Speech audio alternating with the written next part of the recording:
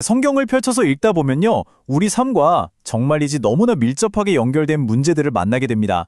그중에서도 이 간음이라는 주제는 구약의 율법에서부터 신약의 서신서까지 굉장히 자주 그리고 놀라울 만큼 아주 엄중하게 다루어지고 있다는 걸 알게 되죠. 이 주제 앞에 서면 우리 스스로에게 이런 정직한 질문을 던지게 되는 것 같아요. 하나님께서 말씀하시는 간음의 진짜 의미는 뭘까? 그냥 십계명에서 금지한 그 행동, 그러니까 육체적인 관계만을 말하는 걸까? 아니면 요즘 우리가 너무 쉽게 접하는 포르노그래피나 혼자 은밀하게 품는 음란한 상상, 더 나아가서 배우자가 아닌 다른 사람에게 마음을 주는 그런 정서적인 교감까지도 하나님의 기준 앞에서는 죄가 되는 걸까? 이런 질문들은요, 단순히 지적인 호기심이 아니죠. 우리의 양심, 우리 영혼의 가장 깊은 곳을 건드리는 질문입니다. 오늘 이 시간에는요, 이 복잡하면서도 정말 중요한 질문의 실타래를 성경 말씀에 근거해서 하나하나 차근차근 풀어가 보려고 합니다. 하나님의 마음을 더 깊이 이해하는 여정, 지금부터 함께 시작해 보겠습니다. 네, 오늘 우리가 함께 파고들 핵심 질문은 바로 이것입니다. 간음에 대해서 하나님께서는 정확히 어디에 그 경계선을 그으시는가? 이건 단순히 선을 넘는 행동에 대한 질문이 아닙니다. 그보다 더 깊은 거죠. 보이지 않는 우리의 생각과 감춰진 마음의 동기에 대해서까지 과연 하나님의 거룩한 기준은 어디까지 미치는 걸까 하는 질문입니다. 이 질문에 대한 답을 찾아가는 과정은요, 무슨 율법 조항을 하나하나 체크하면서 죄의 목록을 확인하는 것과는 완전히 다릅니다. 이 여정은 우리의 겉모습이 아니라 우리 마음의 중심을 꿰뚫어 보시는 하나님의 그 깊고 세밀한 사랑과 공의를 정면으로 마주하는 시간이 될 겁니다. 그리고 그 과정 속에서 우리는 율법의 글자 너머에 있는 하나님의 진짜 뜻을 발견하게 될 거라고 믿습니다. 자, 본격적인 이야기를 시작하기 전에 우리가 꼭 하나 짚고 넘어가야 할 중요한 전제가 있습니다. 많은 분들이 좀 오해하시는 부분인데요. 성경은 죄의 목록을 쫙 나열해놓고 간음이 1등 죄, 가장 나쁜 죄라고 순위를 매기지 않습니다. 하나님의 절대적인 거룩함 앞에서는요, 교만도, 우상숭배도, 살인도, 거짓말도 모두 하나님과의 관계를 끊어버리는 똑같이 심각한 죄입니다. 그런데도 성경이 유독 이 성적인 죄, 특히 간음을 계속해서 경고하는 이유는 이 죄가 가진 아주 독특하고 파괴적인 성격 때문입니다. 다른 죄들이 주로 다른 사람이나 공동체, 즉 외부적인 관계에 해를 끼친다면 간음이라는 죄는 그 모든 걸 포함하면서 동시에 자기 자신의 존재 근간을 송두리째 흔들어버리는 죄라는 거죠. 이 죄는 우리의 몸과 마음, 그리고 가장 신성해야 할 언약 관계를 동시에 그리고 아주 총체적으로 파괴하는 무서운 힘을 가지고 있습니다. 그래서 성경은 이 죄를 유독 파괴적이라고 경고하고 있는 겁니다. 이 독특한 파괴성에 대해서 사도 바울이 고린도전서 6장 18절에서 정말 놀라운 영적인 통찰력으로 정확하게 짚어냅니다. 바울은 이렇게 말합니다. 음행을 피하라. 사람이 범하는 죄마다 몸 밖에 있거니와 음행하는 자는 자기 몸의 죄를 범하느니라. 이 말씀의 의미를 우리가 좀 깊이 생각해 볼 필요가 있어요. 자기 몸의 죄를 범한다는 게 도대체 무슨 뜻일까요? 이건 성적인 죄가 단순히 윤리적인 실수를 넘어서는 문제라는 겁니다. 하나님께서 창조하신 자기 존재의 핵심, 다시 말해 우리의 인격과 영혼이 담긴 그릇인 몸, 그 자체를 더럽히고 그 본질을 훼손하는 행위라는 뜻이죠. 여러분, 우리의 몸은 성령이 거하시는 하나님의 성전입니다. 그렇기 때문에 성적인 죄는 하나님의 집에 오물을 던지는 것과 똑같은 거예요. 이건 배우자와의 결혼 언약을 깨트리는 수평적인 배신인 동시에 내 몸의 주인이신 하나님과의 언약을 깨트리는 수직적인 배신이기도 합니다. 이 이중적인 배신 행위의 심각성 때문에 성경이 그 어떤 죄보다도 이 문제에 대해서 반복적으로 그리고 아주 강력하게 경고하고 있는 것입니다. 자, 그렇다면 하나님께서 말씀하시는 간음의 범위는 구체적으로 어디서부터 어디까지일까요? 이 질문에 답하기 위해서 우리는 먼저 그 뿌리로 거슬러 올라가야 합니다. 바로 구약 성경, 특히 이스라엘이라는 언약 공동체의 기틀을 세운 율법에 나타난 기본적인 정의, 즉 좁은 의미의 간음부터 차근차근 살펴보겠습니다. 이 모든 논의의 시작점은 시내산에서 선포된 10계명입니다. 출애굽기 20장 14절에 기록된 7번째 계명은요, 그 어떤 꾸밈이나 부연 설명이 없습니다. 아주 단호하고 명료하게 선포되죠? 간음하지 말라. 이 짧지만 정말 무게감 있는 문장은 단순한 법조항 그 이상이었습니다. 이것은 하나님께서 세우신 새로운 공동체, 이스라엘의 정체성을 규정하는 핵심 가치였어요. 주변의 이방 민족들이 성적으로 문란하고 우상숭배와 음행을 아무렇지 않게 결합시켰던 것과는 달리 이스라엘은 가정을 신성하게 지키고 언약의 신실함으로써 하나님의 거룩한 백성으로 구별되어야만 했습니다. 따라서 이 계명은 한 개인의 도덕률을 넘어서 공동체 전체의 영적인 순결과 하나님의 언약을 지키는 핵심적인 기둥이었던 셈입니다. 네, 그래서 구약 율법이 정의하는 간음의 일차적이고 명확한 의기는 바로 이것이었습니다. 결혼한 사람이 자신의 법적인 배우자가 아닌 다른 사람과 물리적인 성관계를 맺는 행위, 이건 사적인 감정의 문제를 넘어서는 거였어요. 가문과 사회의 질서를 유지하는 신성한 언약을 깨트리는 공적인 범죄였죠. 당시 사회에서 결혼은 혈통의 순수성을 보존하고 재산을 상속하고 공동체의 안정을 유지하는 아주 중요한 근간이었습니다. 레위기나 신명기 같은 곳에서 간음한 사람들을 돌로 쳐 죽이라는 그런 극형으로 다스렸던 이유가 바로 여기에 있습니다. 그 행위가 단순한 개인의 일탈이 아니라 하나님께서 세우신 언약 공동체 전체의 기반을 흔들어버리는 심각한 위협으로 여겨졌기 때문이죠. 이건 하나님께서 결혼이라는 제도를 통해 이 땅에 세우고자 하셨던 그 언약적인 신실함과 거룩함을 얼마나 중요하게 여기셨는지를 분명하게 보여주는 대목이죠. 구약의 율법이 이처럼 명백한 행위에 초점을 맞추었다면 신약시대로 넘어오면서 예수 그리스도께서는 이 간음의 개념을 완전히 새로운 차원으로 훨씬 더 깊고 근본적인 차원으로 끌어올리십니다. 이건 율법의 기준을 낮추는 게 아니라 오히려 그 기준을 완성하는 것이었습니다. 예수님께서는 산상수훈을 통해 이렇게 선언하셨죠. 내가 율법이나 선지자를 폐하러 온 줄로 생각하지 말라. 폐하러 온 것이 아니요 완전하게 하려 함이라. 그 완전함이라는 건 율법의 문자 뒤에 숨겨진 하나님의 본래 의도, 즉 우리의 외부적인 행동뿐만 아니라 보이지 않는 내부적인 마음의 상태까지 살피시는 하나님의 뜻을 드러내는 것이었습니다. 그리고 마침내 마태복음 5장 27절과 28절에서 예수님께서는 그 시대의 모든 종교적인 통념을 뒤흔드는 그야말로 혁명적인 선언을 하십니다. 한번 들어보세요. 또 간음하지 말라 하였다는 것을 너희가 들었으나 나는 너희에게 이르노니 음욕을 품고 여자를 보는 자마다 마음에 이미 간음하였느니라. 이 말씀을 듣던 당시 사람들의 충격을 한번 상상해 보세요. 그들은 평생 간음하지 말라는 계명을 행동으로는 지켰다고 자부하면서 살아왔을 겁니다. 그런데 예수님께서는 죄의 전쟁터가 우리의 손과 발이 아니라 바로 우리의 눈과 마음이라고 선언하신 겁니다. 죄의 경계선이 외부의 침실에서 내부의 생각으로 옮겨지는 순간이죠. 이 선언을 통해 예수님께서는 하나님이 어떤 분이신지를 아주 명확하게 보여주셨습니다. 하나님은 우리의 행동 기록을 살피는 재판관이 아니라 우리 마음의 가장 깊은 동기와 욕망까지 꿰뚫어 보시는 분이라는 사실을 말입니다. 예수님의 이 심오한 가르침 속에서 우리는 두 가지 핵심 원리를 발견하게 됩니다.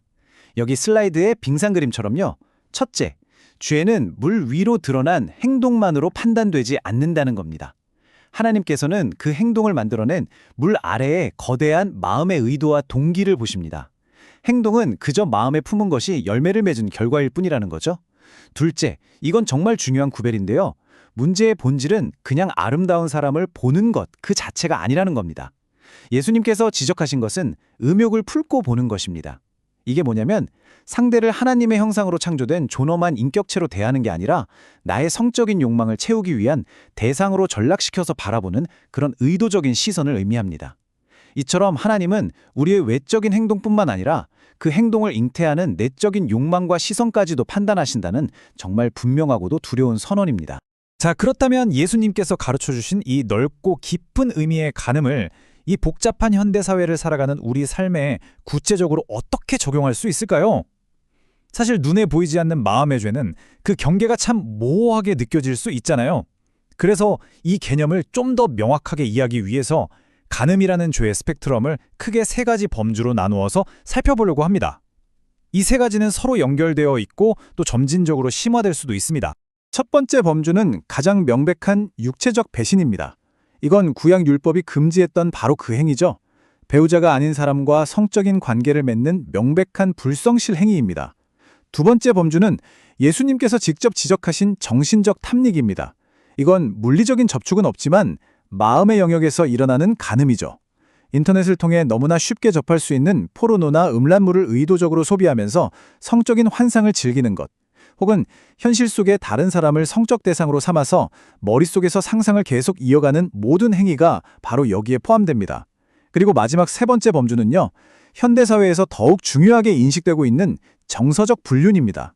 이건 성적인 관계는 없을지라도 배우자에게만 주어야 할 가장 깊은 정서적인 에너지, 비밀스러운 고민 상담, 위로와 격려, 즉 마음의 친밀감을 다른 이성에게 지속적으로 쏟아붓는 행위를 말합니다.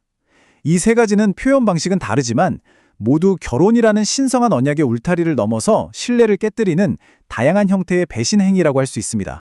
바로 이 지점에서 많은 분들이 깊은 혼란과 죄책감에 빠지곤 합니다. 아니, 그렇다면 길을 가다가 매력적인 사람에게 순간적으로 눈길이 가고 마음이 끌리는 것, 그것 자체도 죄란 말인가? 하고 묻게 되죠. 이 질문에 대해서 성경은 아주 명확한 구분을 제시합니다. 스쳐가는 끌림이나 유혹 그 자체는 죄가 아닙니다. 그것은 우리가 죄로 타락한 세상 속에서 연약한 인간으로 살아가는 한 어쩌면 피할 수 없는 현실일 수 있어요.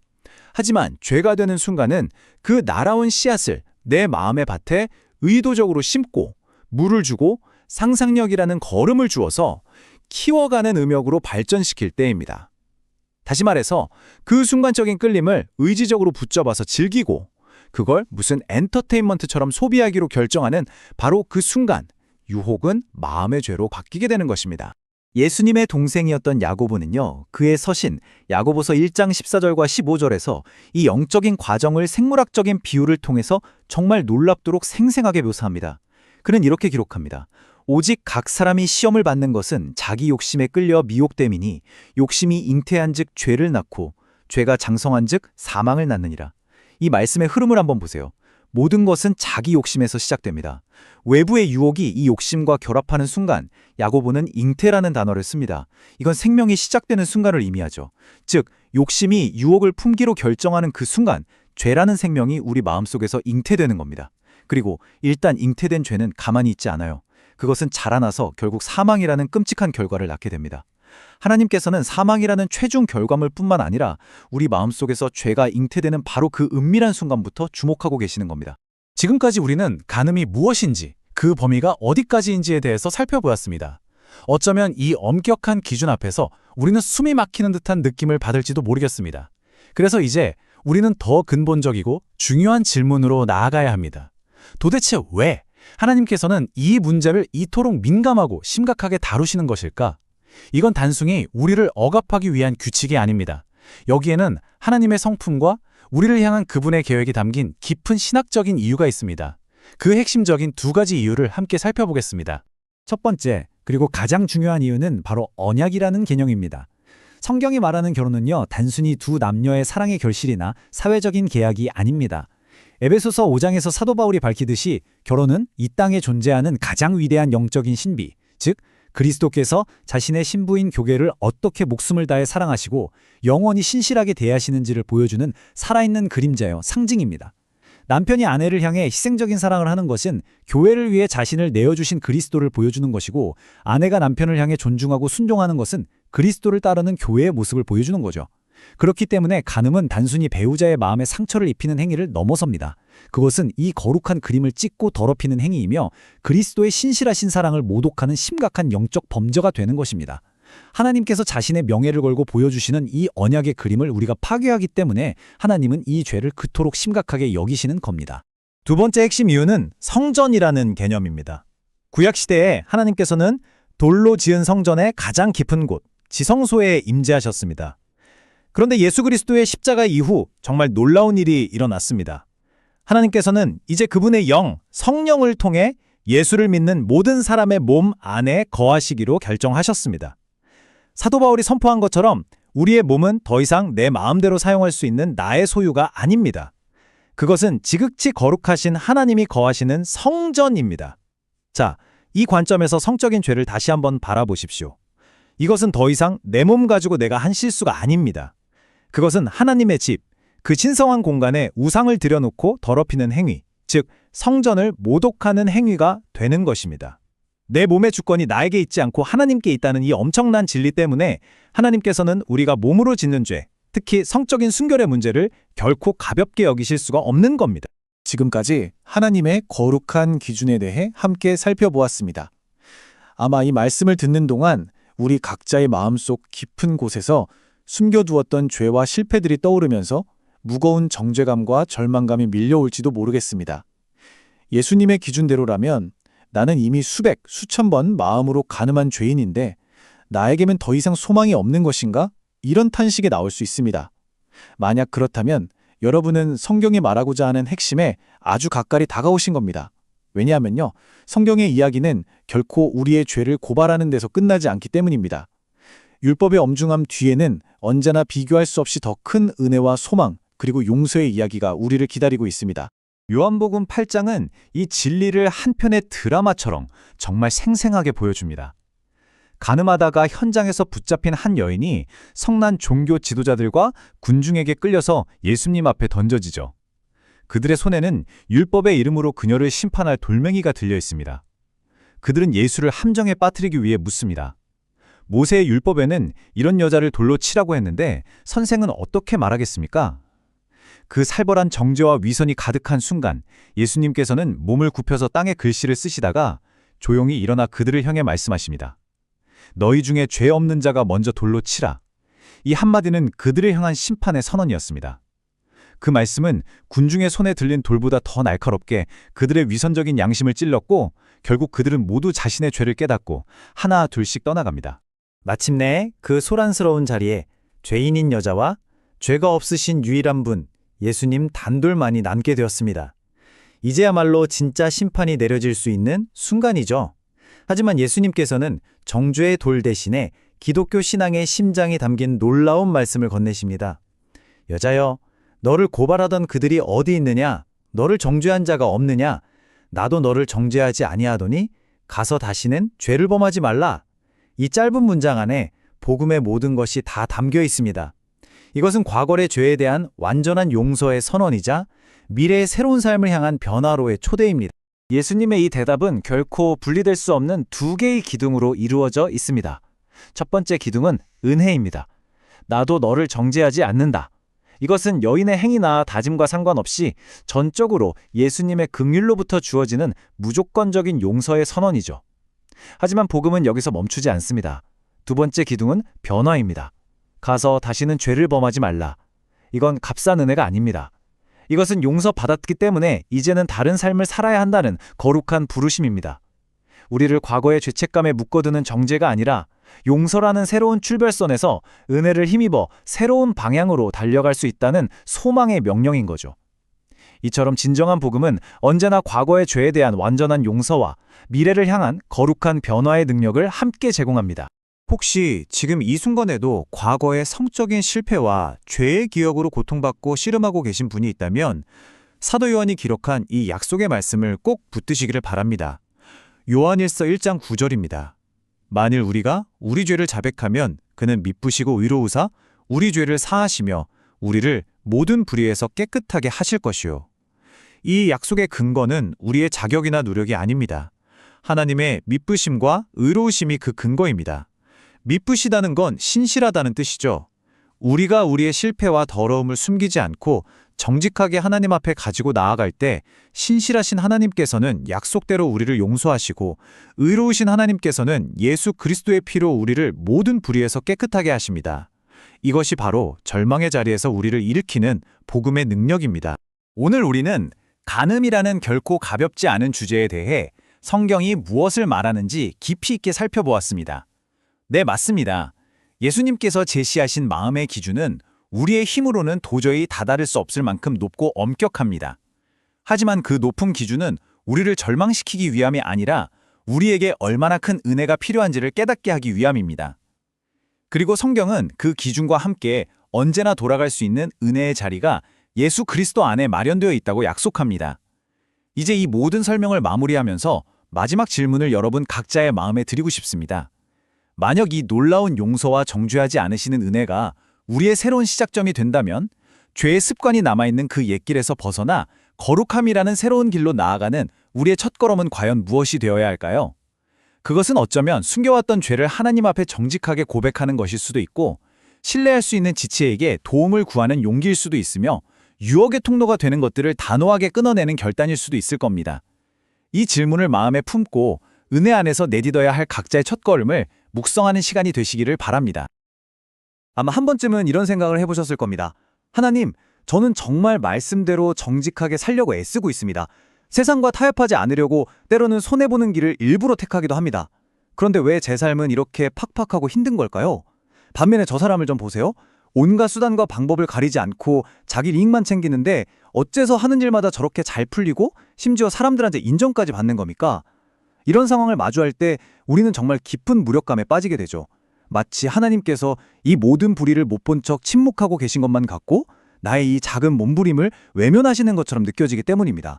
이런 생각이 들기 시작하면요, 내가 지키려고 했던 그 선한 가치들이 갑자기 너무 어리석게 느껴지고 내 믿음 자체가 흔들릴 수 있습니다. 그런데 여러분, 정말 중요한 사실이 하나 있어요. 성경도 이 질문을 결코 가볍게 다루지 않는다는 겁니다. 오히려 성경에 나오는 위대한 믿음의 사람들도 우리랑 똑같은 질문을 던지면서 하나님 앞에서 처절하게 씨름했어요. 성경은 이 질문을 외면하지 않고 정면으로 마주하면서 우리를 더 깊은 진리로 이끌어줍니다. 자, 첫 번째로 우리가 함께 만나볼 인물은 시편 73편의 저자인 아삽입니다. 아삽은 그냥 평범한 신앙인이 아니었습니다. 역대기에 보면 그는 다윗 왕 시대에 임명된 레위인으로서 성전에서 찬양대를 이끄는 아주 중요한 리더였습니다.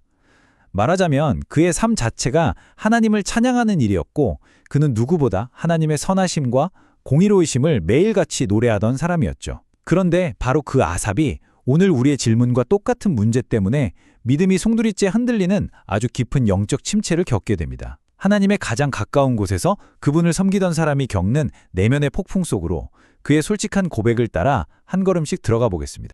아삽은 자신의 부끄러운 감정을 조금도 숨기지 않고 아주 정직하게 털어놓습니다. 그는 시편 73편 2절과 3절에서 이렇게 고백합니다. 나는 거의 넘어질 뻔하였고 나의 걸음이 미끄러질 뻔하였으니 이는 내가 악인의 형통함을 보고 오만한 자를 질투하였음이로다. 여기서 질투라는 단어는요, 단순히 그들의 돈이나 명예를 부러워했다는 차원을 훨씬 뛰어넘습니다. 이것은 자신이 평생 붙들고 찬양해왔던 하나님은 공의로우시다라는 그 믿음 자체에 대한 깊은 회의감이었고 내가 이렇게 사는 것이 과연 무슨 의미가 있는가에 대한 근본적인 의문이었습니다. 평생 하나님의 이름을 높이는 데 헌신했던 그가 이제는 그 믿음의 기반부터 송두리째 무너져 내리고 있었던 겁니다. 아삽의 눈에 비친 세상은 그야말로 부조리의 극치였습니다. 그는 4절부터 12절에 걸쳐서 악인들의 모습을 아주 생생하게 묘사하는데요. 그들은 죽을 때조차 고통이 없고 몸은 늘 건강하고 힘이 넘쳐 보였습니다. 다른 사람들처럼 고생하는 법도 없고 재앙을 당하는 일도 없어 보였죠. 마음은 교만으로 가득 차 있고 입으로는 하늘에 계신 하나님을 향해 하나님이 뭘 알겠어 라며 조롱하는데도 이상하게 세상의 재물은 그들에게로만 계속해서 쌓여갔습니다. 그런데 자신은 어땠습니까? 종일 재난을 당하고 아침마다 징벌을 받는 것 같았습니다. 결국 그는 13절에서 이런 절규를 토해내기에 이릅니다. 내가 내 마음을 깨끗하게 하며 내 손을 씻어 무죄하다 한 것이 실로 헛되도다. 하나님 앞에서 정결하게 살려고 했던 자신의 모든 노력이 아무짝에도 쓸모없는 어리석은 짓처럼 느껴졌던 겁니다.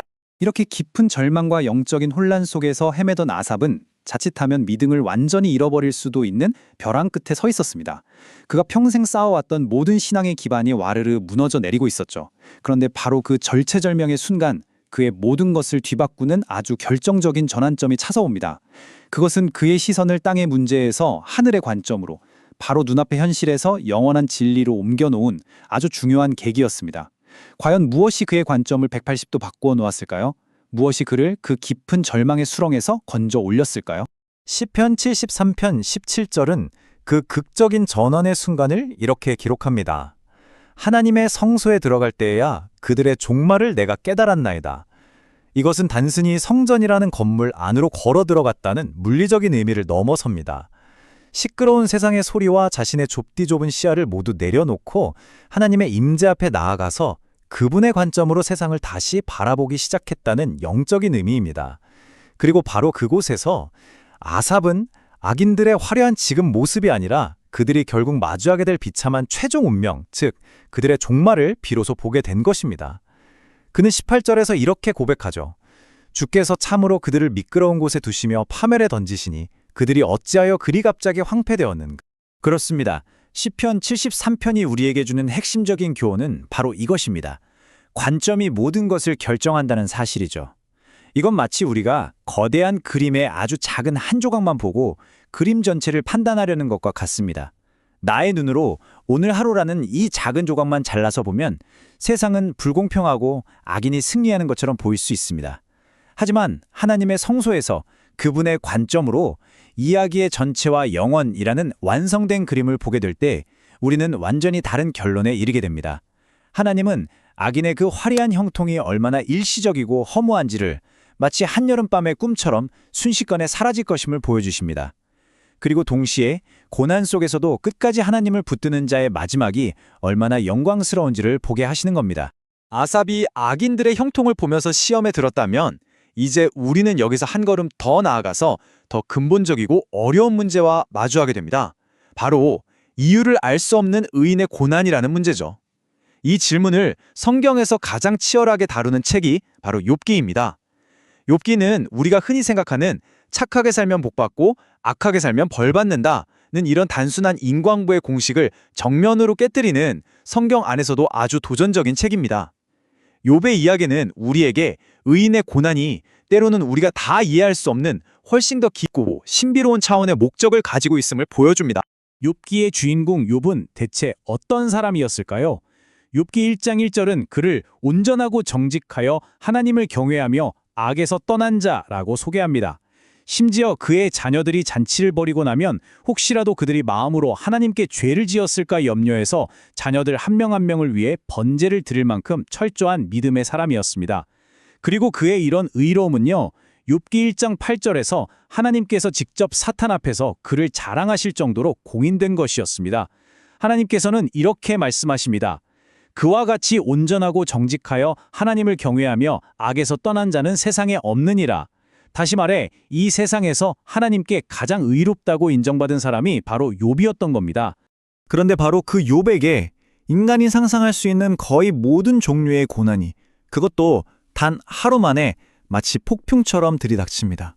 스밧 사람들이 와서 가축을 빼앗아갔다는 소식이 들려오고 그 말이 채 끝나기도 전에 하늘에서 불이 떨어져 양과 종들을 불살랐다는 비보가 전해집니다. 또 갈대아 사람들이 낙타를 빼앗아갔다는 소식이 이어지고 마침내는 대풍이 불어 집이 무너지면서 사랑하는 10명의 자녀가 모두 한자리에서 죽었다는 끔찍한 소식이 들려옵니다. 그리고 마지막에는 자기 자신의 온몸에 악성 종기가 나서 잿더미에 앉아 질그릇 조각으로 몸을 긁어야 하는 비참한 처지가 되죠. 만약 세상이 단순한 권선징악의 법칙으로만 돌아간다면 욥에게는 절대로 이런 일이 일어나서는 안 되었습니다. 욥의 끔찍한 소식을 듣고 찾아온 세 친구 엘리바스, 빌닷, 소발은 처음에는 욥과 함께 울어주었지만 이내 그를 정죄하기 시작합니다. 그들의 논리는 아주 간단하고 명료했습니다. 하나님은 공의로우신 분이다. 그런데 네가 이렇게 끔찍한 재앙을 당했다. 그렇다면 결론은 하나밖에 없다. 네가 남들 모르게 끔찍한 죄를 지은 것이 틀림없다. 그러니 빨리 회개하라. 이것이 바로 고난은 죄의 결과라는 섣부르고 위험한 공식, 이른바 인과응보 신학입니다. 그들은 자신들이 가진 좁은 신학적 툴로 욥의 고통을 함부로 재단하고 그를 위로하기는커녕 오히려 더 깊은 정죄의 나락으로 밀어넣었던 것입니다. 욥의 친구들은 하나님을 변호한다는 명분으로 욥을 거세게 몰아세웠지만 정작 하나님께서는 그들의 편이 아니셨습니다. 욥과 세 친구, 그리고 나중에 등장한 젊은 엘리후의 변론까지 무려 30장에 넘는 긴 시간 동안 하나님은 침묵하십니다.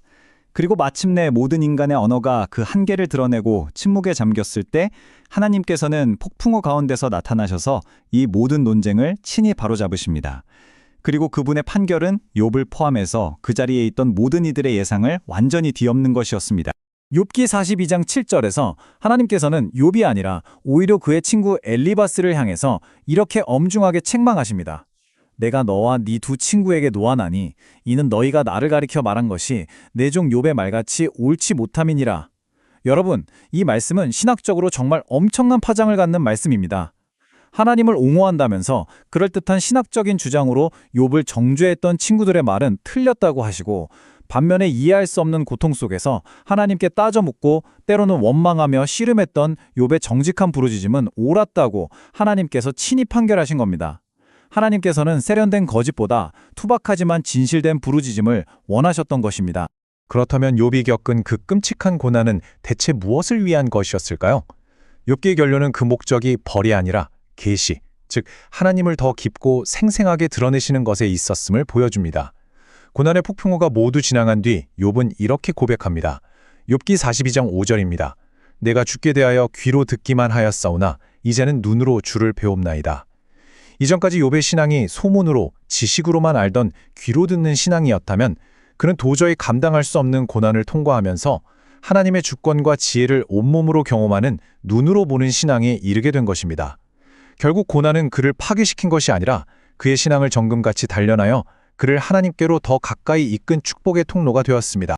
자, 우리는 지금까지 아삽의 이야기를 통해 관점의 전환이 얼마나 중요한지를, 그리고 욥의 이야기를 통해 고난의 신비로운 목적이 무엇인지를 살펴보았습니다. 이 두 가지 큰 그림을 마음에 품고 이제 다시 우리의 처음 질문으로 돌아와 보겠습니다. 그렇다면 현실적으로 왜 이 비틀어진 세상에서 의롭게 양심을 지키며 살려는 사람이 더 힘들게 느껴지는 걸까요? 성경은 여기에 대해 몇 가지 중요한 이유를 제시하고 있습니다. 첫째는요, 이 세상의 구조 자체가 이미 죄로 인해서 불의한 방향으로 기울어져 있기 때문입니다. 마치 운동장이 한쪽으로 심하게 기울어져 있는 것과 같다고 생각하시면 됩니다. 이 기울어진 세상에서는 가만히 서 있기만 해도 죄의 중력에 이끌려서 저절로 낮은 곳으로 흘러가기가 쉽습니다. 이런 세상에서 하나님의 뜻대로, 즉 중력을 거슬러서 높은 곳으로 올라가려고 하는 사람은 당연히 훨씬 더 많은 힘과 저항을 마주할 수밖에 없는 것이죠. 둘째는 하나님을 경외하는 우리의 양심이 삶의 브레이크 역할을 하기 때문입니다. 악한 사람은 양심의 브레이크가 없으니까 속도 위반, 불법 유턴을 하면서 자기 목적지를 향해 거침없이 질주합니다. 하지만 의인은 이것은 하나님이 기뻐하지 않으신다는 내면의 소리 때문에 멈춰서야 할 때가 훨씬 많습니다. 단기적으로 보면 당연히 뒤처지는 것처럼 보일 수밖에 없는 이유입니다.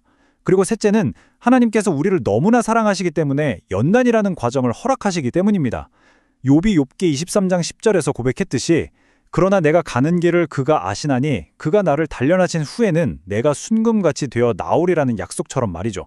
시련은 우리를 망가뜨리는 과정이 아니라 우리 안에 있는 불순물을 제거하고 더 순수하고 강한 믿음의 사람으로 빚어가시는 하나님의 사랑의 손길인 것입니다.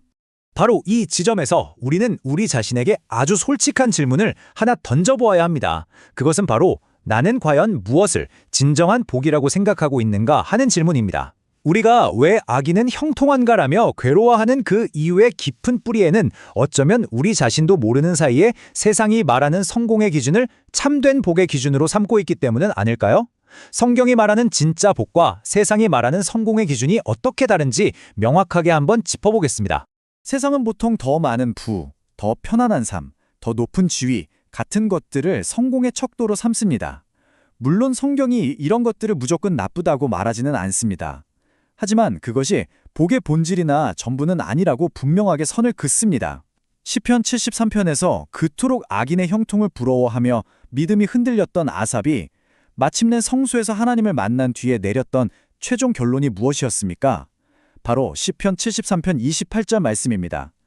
하나님께 가까이함이 내게 복이라. 그가 발견한 최고의 복, 그 무엇과도 바꿀 수 없는 최고의 상급은 세상의 그 어떤 소유나 성취가 아니었습니다. 바로 하나님 그분 자신이었습니다. 왜냐하면 하나님만이 우리 존재의 근원이시고 우리 영혼의 영원한 만족과 기쁨이 되시기 때문입니다. 예수님께서는 마가복음 8장 36절에서 우리의 가치관을 근본적으로 뒤흔드는 아주 중요한 질문을 던지십니다. 사람이 만일 온 천하를 얻고도 자기 목숨을 잃으면 무엇이 유익하리요? 여기서 목숨, 즉 영혼을 잃는다는 것은요, 온 세상을 얻기 위해서 발버둥 치는 그 과정에서 창조주 하나님과의 관계가 단절되고 삶의 참된 의미와 목적을 잃어버리는 것을 뜻합니다. 이 땅에서 때로 손해를 보고 눈물을 흘리고 답답한 일을 겪더라도 그 모든 과정을 통해서 하나님을 더 깊이 알아가고 그분을 더욱 굳게 붙들게 되었다면 그 사람은 이미 세상이 결코 줄 수도 없고 빼앗을 수도 없는 가장 큰 복, 가장 위대한 상급을 받은 사람인 것입니다. 우리는 시편과 욥기를 통해서 이 어려운 질문에 대한 정말 귀한 통찰들을 얻었습니다. 하지만 왜 의인이 고난받는가? 라는 이 오래된 질문에 대한 가장 완전하고도 궁극적인 대답은 한 권의 책이나 어떤 하나의 개념이 아니라 바로 한 인격 안에서 발견됩니다. 그분은 바로 예수 그리스도이십니다. 그분의 삶과 죽음, 그리고 부활 속에 이 모든 질문에 대한 최종적인 해답이 담겨 있습니다. 한번 생각해 보십시오. 이 세상에 예수님보다 더 의로우신 분은 단 한 명도 없었습니다. 베드로전서 2장 22절은 그는 죄를 범하지 아니하시고 그의 입에 거짓도 없으시며 라고 분명히 증언합니다. 하지만 그분보다 더 큰 고난과 모욕, 부당한 고발을 당하신 분도 없습니다. 인류 역사상 가장 의로우신 분이 가장 악한 죄인들을 대신해서 가장 불의한 죽음을 맞으신 곳, 그곳이 바로 십자가입니다. 십자가 위에서 세상의 관점으로 보면 악이 승리하고 의가 처참하게 패배한 것처럼 보였습니다. 하지만 하나님께서는 그 고난과 죽음을 이야기의 끝으로 내버려 두지 않으셨습니다. 사흘 만에 죽음을 이기고 부활하심으로써 고난이 끝이 아니라 영광으로 가는 과정임을, 그리고 세상의 승리가 아닌 하나님의 방법이 최종적인 승리임을 온 우주에 증명해 보이셨습니다. 그러므로 예수님의 이야기는 오늘 고난받는 모든 의인들에게 그 고난이 결코 헛되지 않으며 그 끝에는 반드시 하나님의 영광스러운 승리가 있다는 가장 확실한 보증이 되는 것입니다. 그렇습니다. 이 긴 이야기의 진정한 승리자는 오늘 당장 눈앞에서 형통해 보이는 그 사람이 아닙니다. 진짜 승리자는 때로는 넘어지고 의심하고 흔들릴지라도 자신의 솔직한 질문과 아픔을 모두 가지고 끝까지 하나님 곁을 떠나지 않는 바로 그 사람입니다. 만약 당신이 지금 하나님, 왜 접니까? 왜 저만 이렇게 힘듭니까? 라는 질문으로 고통받고 계시다면 그 마음 그대로를 가지고 하나님께 나아가십시오. 아삽처럼, 욥처럼 정직하게 부르짖으십시오. 당신의 기도가 두서없어도 괜찮고 원망이 섞여 있어도 괜찮습니다. 하나님께서는 우리의 꾸며진 찬양보다 정직한 눈물의 씨름을 더 귀하게 들으십니다. 그리고 바로 그 정직한 씨름 자체가 당신이 이미 하나님께서 기뻐하시는 의인의 길 위에 굳건히 서 있다는 가장 확실한 증거가 될 것입니다. 혹시 나도 모르게 돌이킬 수 없는 죄를 지은 건 아닐까? 바로 이 질문 하나가 정말 수많은 신앙인들의 마음을 평생토록 괴롭히는 깊은 두려움의 근원이죠. 바로 용서받지 못하는 죄에 대한 공포입니다. 오늘 우리는 이 막연한 두려움의 실체를 파헤쳐 보기 위해서 성경이 정확히 무엇을 말하고 있는지 아주 차분하게 그리고 깊이 있게 살펴보려고 합니다. 이건 단순히 지식을 쌓는 시간이 아닙니다. 우리 마음속 두려움의 안개를 걷어내고요. 그 안에 담긴 우리를 향한 하나님의 진짜 마음을 발견하는 그런 시간이 될 겁니다. 그럼 첫 번째 주제부터 시작하겠습니다. 이 죄에 대한 두려움은요, 우리가 보통 느끼는 죄책감과는 성격이 조금 다릅니다. 일반적인 죄책감은 그래도 그 끝에 용서와 회복에 대한 희망을 품고 있지만 이 두려움은 뭐랄까? 영원한 단절, 완전한 버려짐에 대한 공포이기 때문이죠. 그런데 참 역설적이게도 바로 그 공포의 존재 자체가 우리에게 무언가 아주 중요한 사실을 알려주고 있습니다. 이 문장을 한번 깊이 묵상해 보시면 좋겠습니다. 생각해 보세요. 마음이 완전히 굳어버린 사람, 하나님으로부터 완전히 등 돌려버린 사람은 애초에 내가 하나님께 용서받지 못하면 어떡하지? 이런 질문 자체를 하질 않습니다. 관심조차 없어요. 하지만 여러분의 마음속에 이 질문이 떠오른다는 건 여러분의 영적인 심장이 여전히 뛰고 있다는 신호입니다. 여러분의 양심이 살아있어서 하나님의 거룩하심 앞에 자신을 비춰보고 있다는 뜻이고요. 죄에 대한 두려움을 느낀다는 것이고, 무엇보다 하나님과의 관계가 끊어지기를 원치 않는 그 갈망이 여전히 여러분 안에 생생하게 살아있다는 가장 분명한 증거인 셈입니다. 그렇다면 우리를 이렇게까지 두렵게 만드는 이 개념, 대체 어디서 온 걸까요? 바로 예수님의 입에서 직접 나온 말씀이기 때문입니다. 그래서 더 무서운 거죠. 이제 성경으로 직접 들어가 보겠습니다. 다른 문맥은 잠시 접어두고요. 이 구절 자체가 주는 그 무게감을 한번 그대로 느껴보시길 바랍니다. 마태복음 12장 31절의 말씀입니다. 참 무겁고 두렵게 들리죠? 모든 죄와 모독은 다 용서받을 수 있는데 딱 하나, 성령을 모독하는 것만은 예외라고 선언하십니다. 마치 무한해 보이는 하나님의 용서에 어떤 한계선이 딱 그어지는 것처럼 들리기 때문에 우리는 이 구절 앞에서 얼어붙게 되는 겁니다. 내가 살면서 지었던 수많은 죄들 중에 혹시라도 이 예외 조항에 걸리는 것이 있지는 않을까 하는 불안감이 엄습하는 거죠.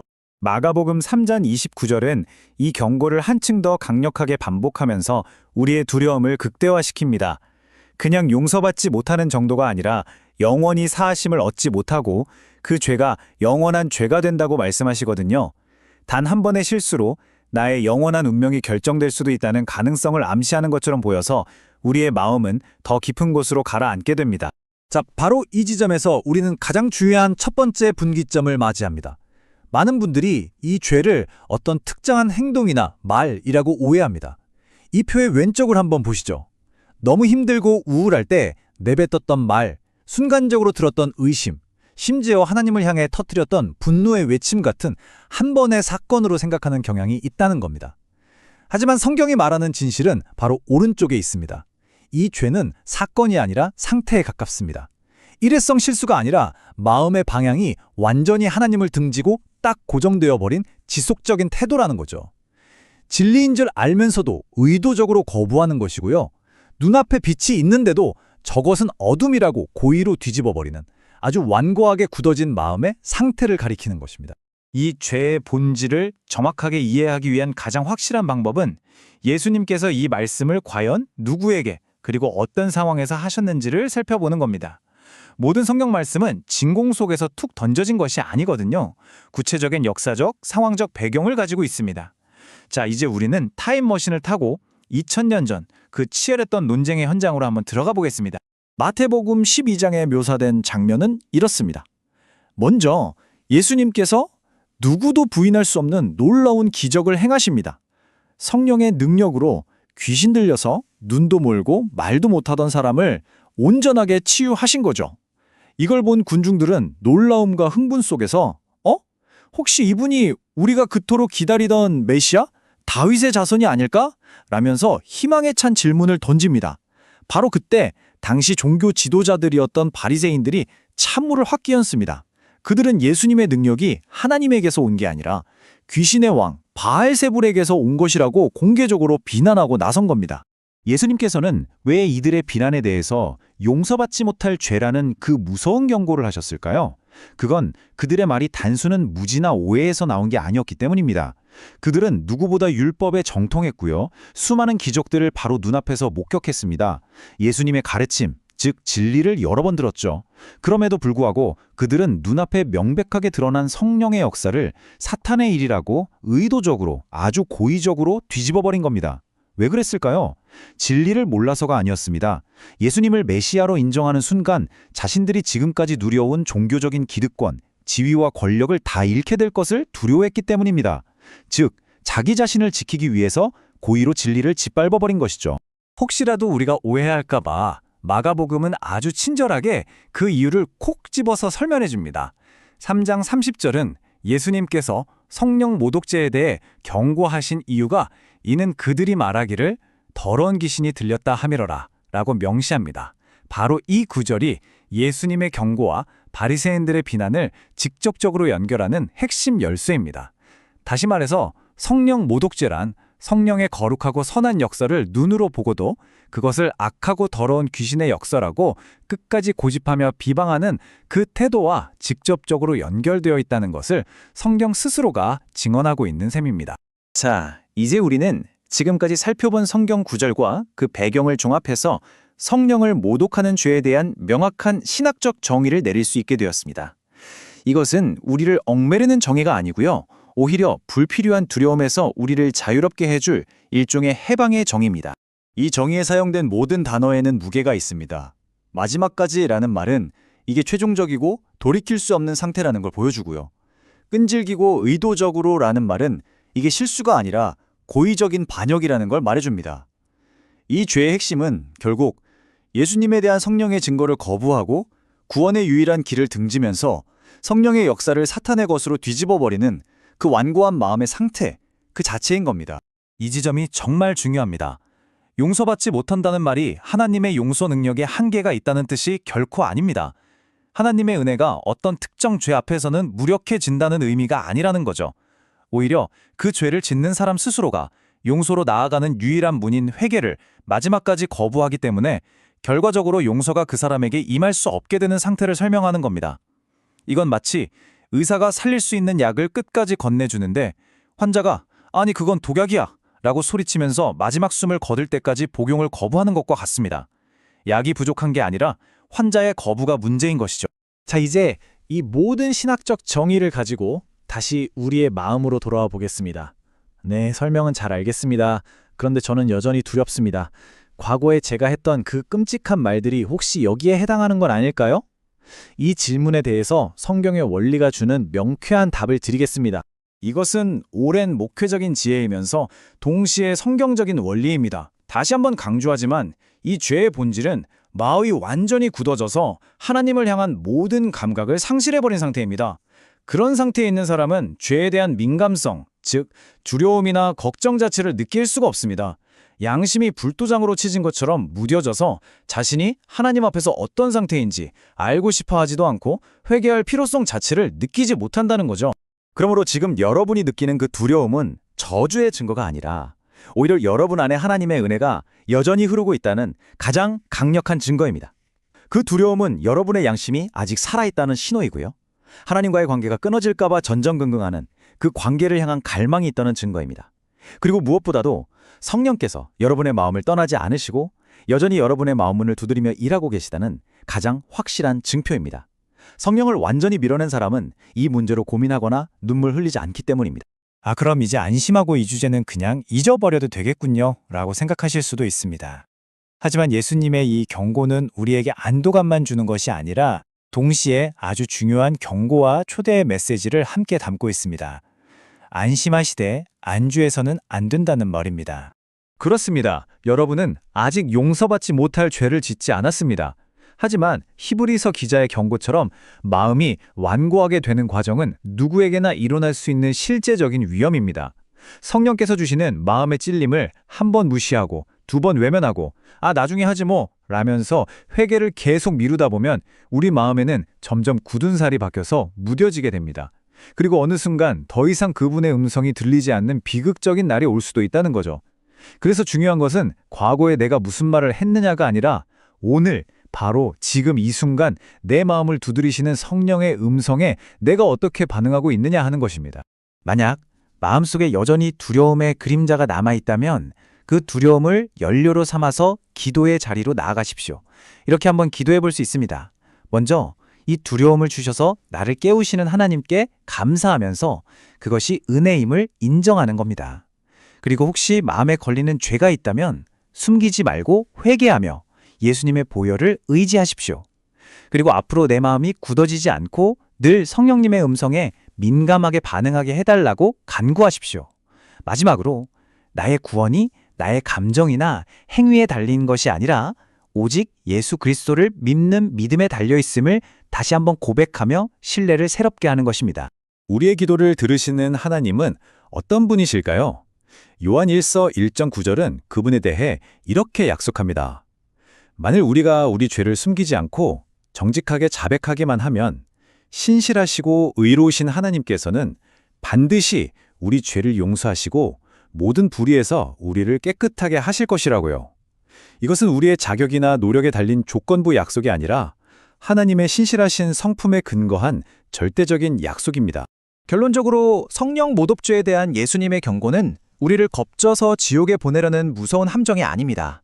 오히려 너의 마음이 더 굳어지기 전에 내 음성을 들을 수 있는 바로 오늘, 지금 내게로 돌아오라고 외치시는 하나님의 애끓는 사랑의 초대장인 것입니다. 하나님은 당신을 정죄하기보다 당신이 돌아오기를 기다리고 계십니다. 오늘, 바로 지금 이 순간 당신을 부르시는 그 사랑의 음성에 조용히 예 라고 응답해 보시는 것은 어떻겠습니까?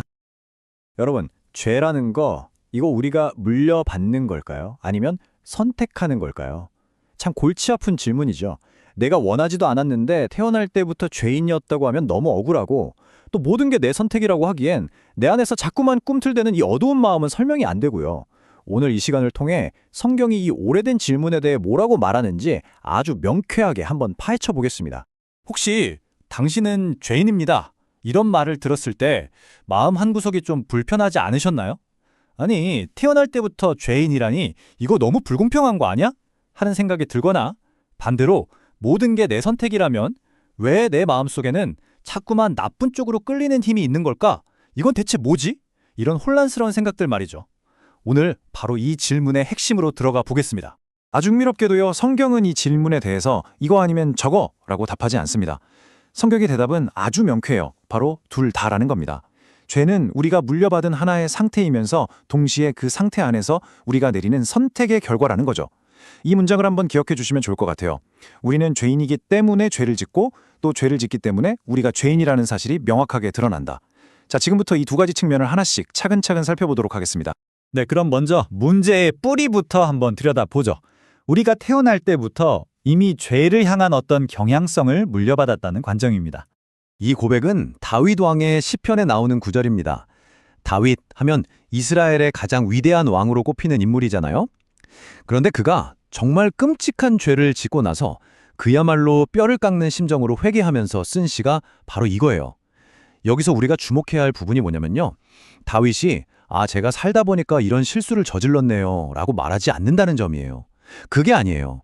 그는 뭐라고 하냐면 저는 아예 태어날 때부터 어머니 뱃속에서 생겨날 그 순간부터 죄와 한 덩어리졌습니다 라고 고백하는 거예요. 이건 단순히 내가 한 행동이 잘못됐다는 차원을 넘어서 내 존재 자체가 죄에 깊이 물들어 있다는 근본적인 통찰인 거죠. 정말 충격적인 고백입니다.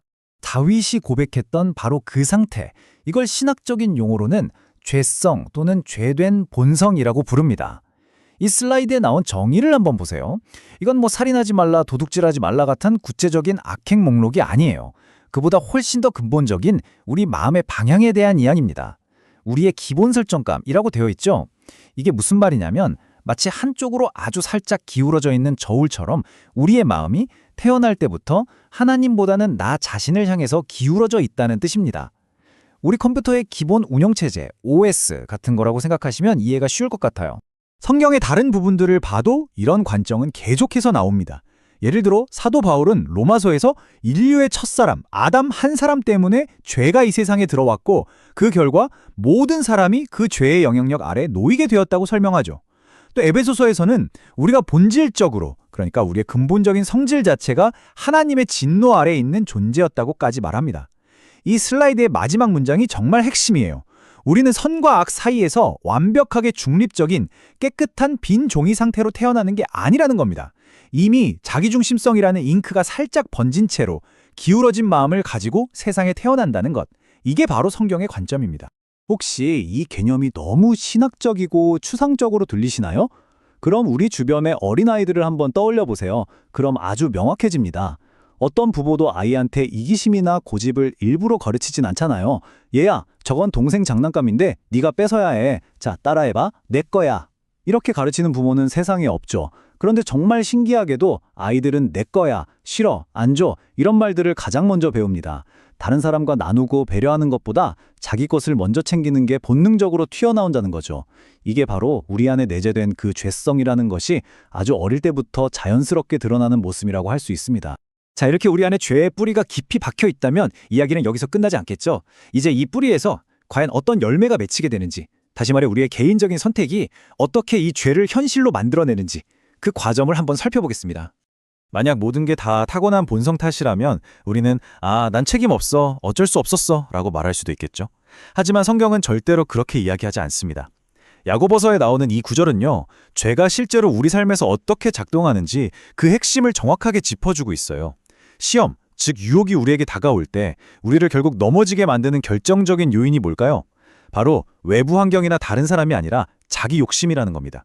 우리 내면에 있는 그 욕망이 유혹이라는 미끼에 반응해서 거기에 끌려갈 때 바로 그때 죄가 시작된다는 거죠. 이 슬라이드를 보시면 그 과정이 한눈에 들어오죠. 자, 첫 번째 단계, 욕심이 일어나는 것. 이건 우리가 앞에서 이야기했던 그 죄성과 관련이 있습니다. 우리 안에 그런 기울어진 마음이 있기 때문에 유혹적인 생각이 떠오르는 거죠. 하지만 여기서 두 번째 단계가 정말 결정적입니다. 우리가 끌려가고 미혹된다. 이건 뭐냐면 우리가 그 떠오른 욕심에 동의하고 그걸 붙잡기로 선택한다는 뜻입니다. 바로 이 지점에서 죄는 더 이상 그냥 스쳐 지나가는 가능성이 아니라 나의 선택이 되고 나의 책임이 되는 겁니다. 그리고 그 선택은 결국 세 번째 단계인 구체적인 행동으로 이어지게 되고요. 그 행동들이 계속 쌓이면 마지막 단계, 파괴적인 결과, 즉 사망에 이르게 된다는 것입니다. 네, 바로 이 점을 꼭 강조하고 싶습니다. 우리 마음속에 어떤 나쁜 생각이 불쑥 떠오르는 것 자체는 우리가 통제하지 못할 수도 있어요. 하지만 그 생각에 계속 머물고 그걸 즐기고 그래, 이거 한번 해볼까? 하고 거기에 따라 행동하기로 결정하는 것, 이건 분명히 우리의 선택입니다. 마음속으로 그래, 이거 하자 라고 동의하는 바로 그 순간 죄의 책임은 온전히 우리에게로 넘어오는 거죠. 성경은 우리를 의지 없는 로봇으로 보는 게 아니라 분명히 선택할 수 있는 인격적인 존재로 대하고 있다는 걸 기억해야 합니다.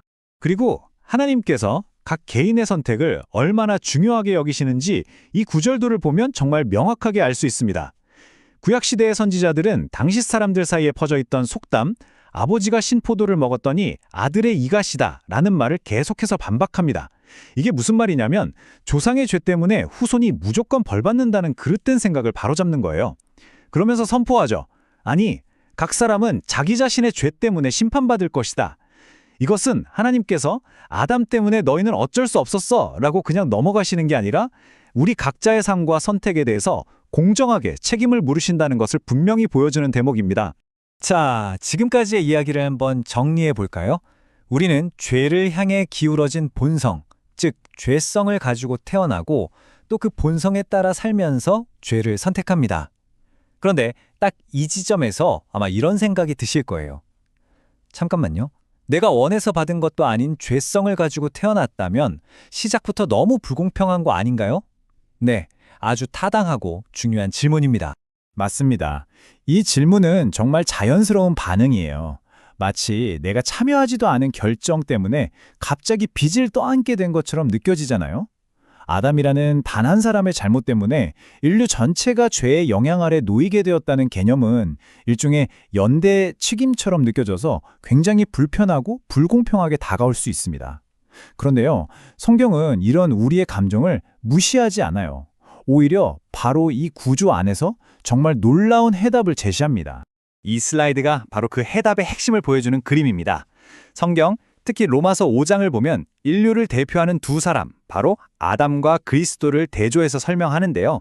먼저 왼쪽을 보시면 첫사람 아담의 불순종이라는 한 행동이 인류 전체를 죄와 죽음이라는 운명 아래로 끌어들였다고 말합니다.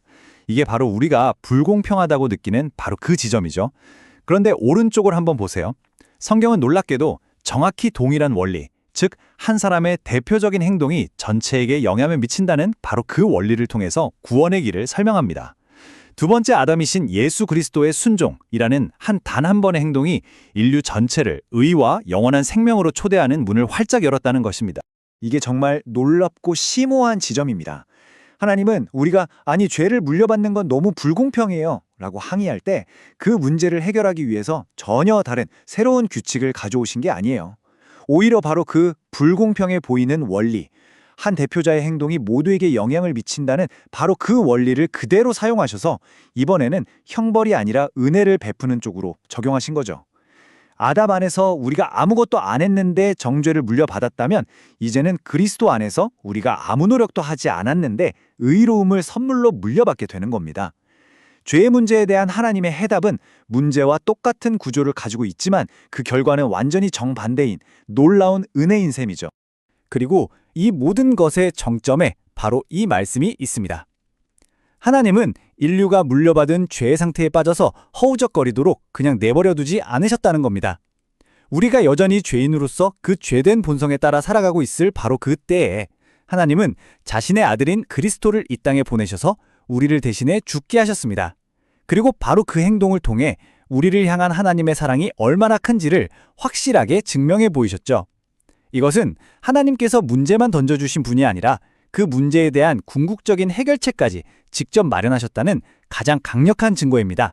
자, 지금까지 우리는 죄의 뿌리와 열매를 보았고 이 딜레마에 대한 하나님의 놀라운 해답까지 살펴봤습니다. 그렇다면 이제 가장 중요한 질문이 남았죠. 그래서 이 모든 이야기가 지금 나하고 도대체 무슨 상관이 있는 걸까요? 이 진실 앞에서 우리는 보통 두 가지 극단적인 반응을 보이기 쉽습니다. 첫 번째는 우리의 죄된 본성을 그냥 부정해버리는 거예요. 에이, 나는 그렇게까지 나쁜 사람은 아니야 하면서 말이죠. 두 번째는 어차피 난 글렀어. 타고난 게 이런데 뭘 어쩌겠어 라면서 모든 걸 포기하고 자포자기하는 겁니다. 하지만 성경이 우리에게 제시하는 길은 이 둘 다 아닙니다. 바로 세 번째 길, 나의 상태와 나의 선택을 모두 정직하게 인정하는 것에서부터 시작하라는 것입니다. 그리고 그렇게 정직하게 인정하고 고백하는 사람에게 하나님께서는 이런 약속을 주십니다.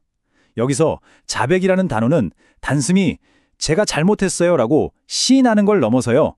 하나님의 말씀이 옳습니다 라고 동의하는 것을 의미합니다.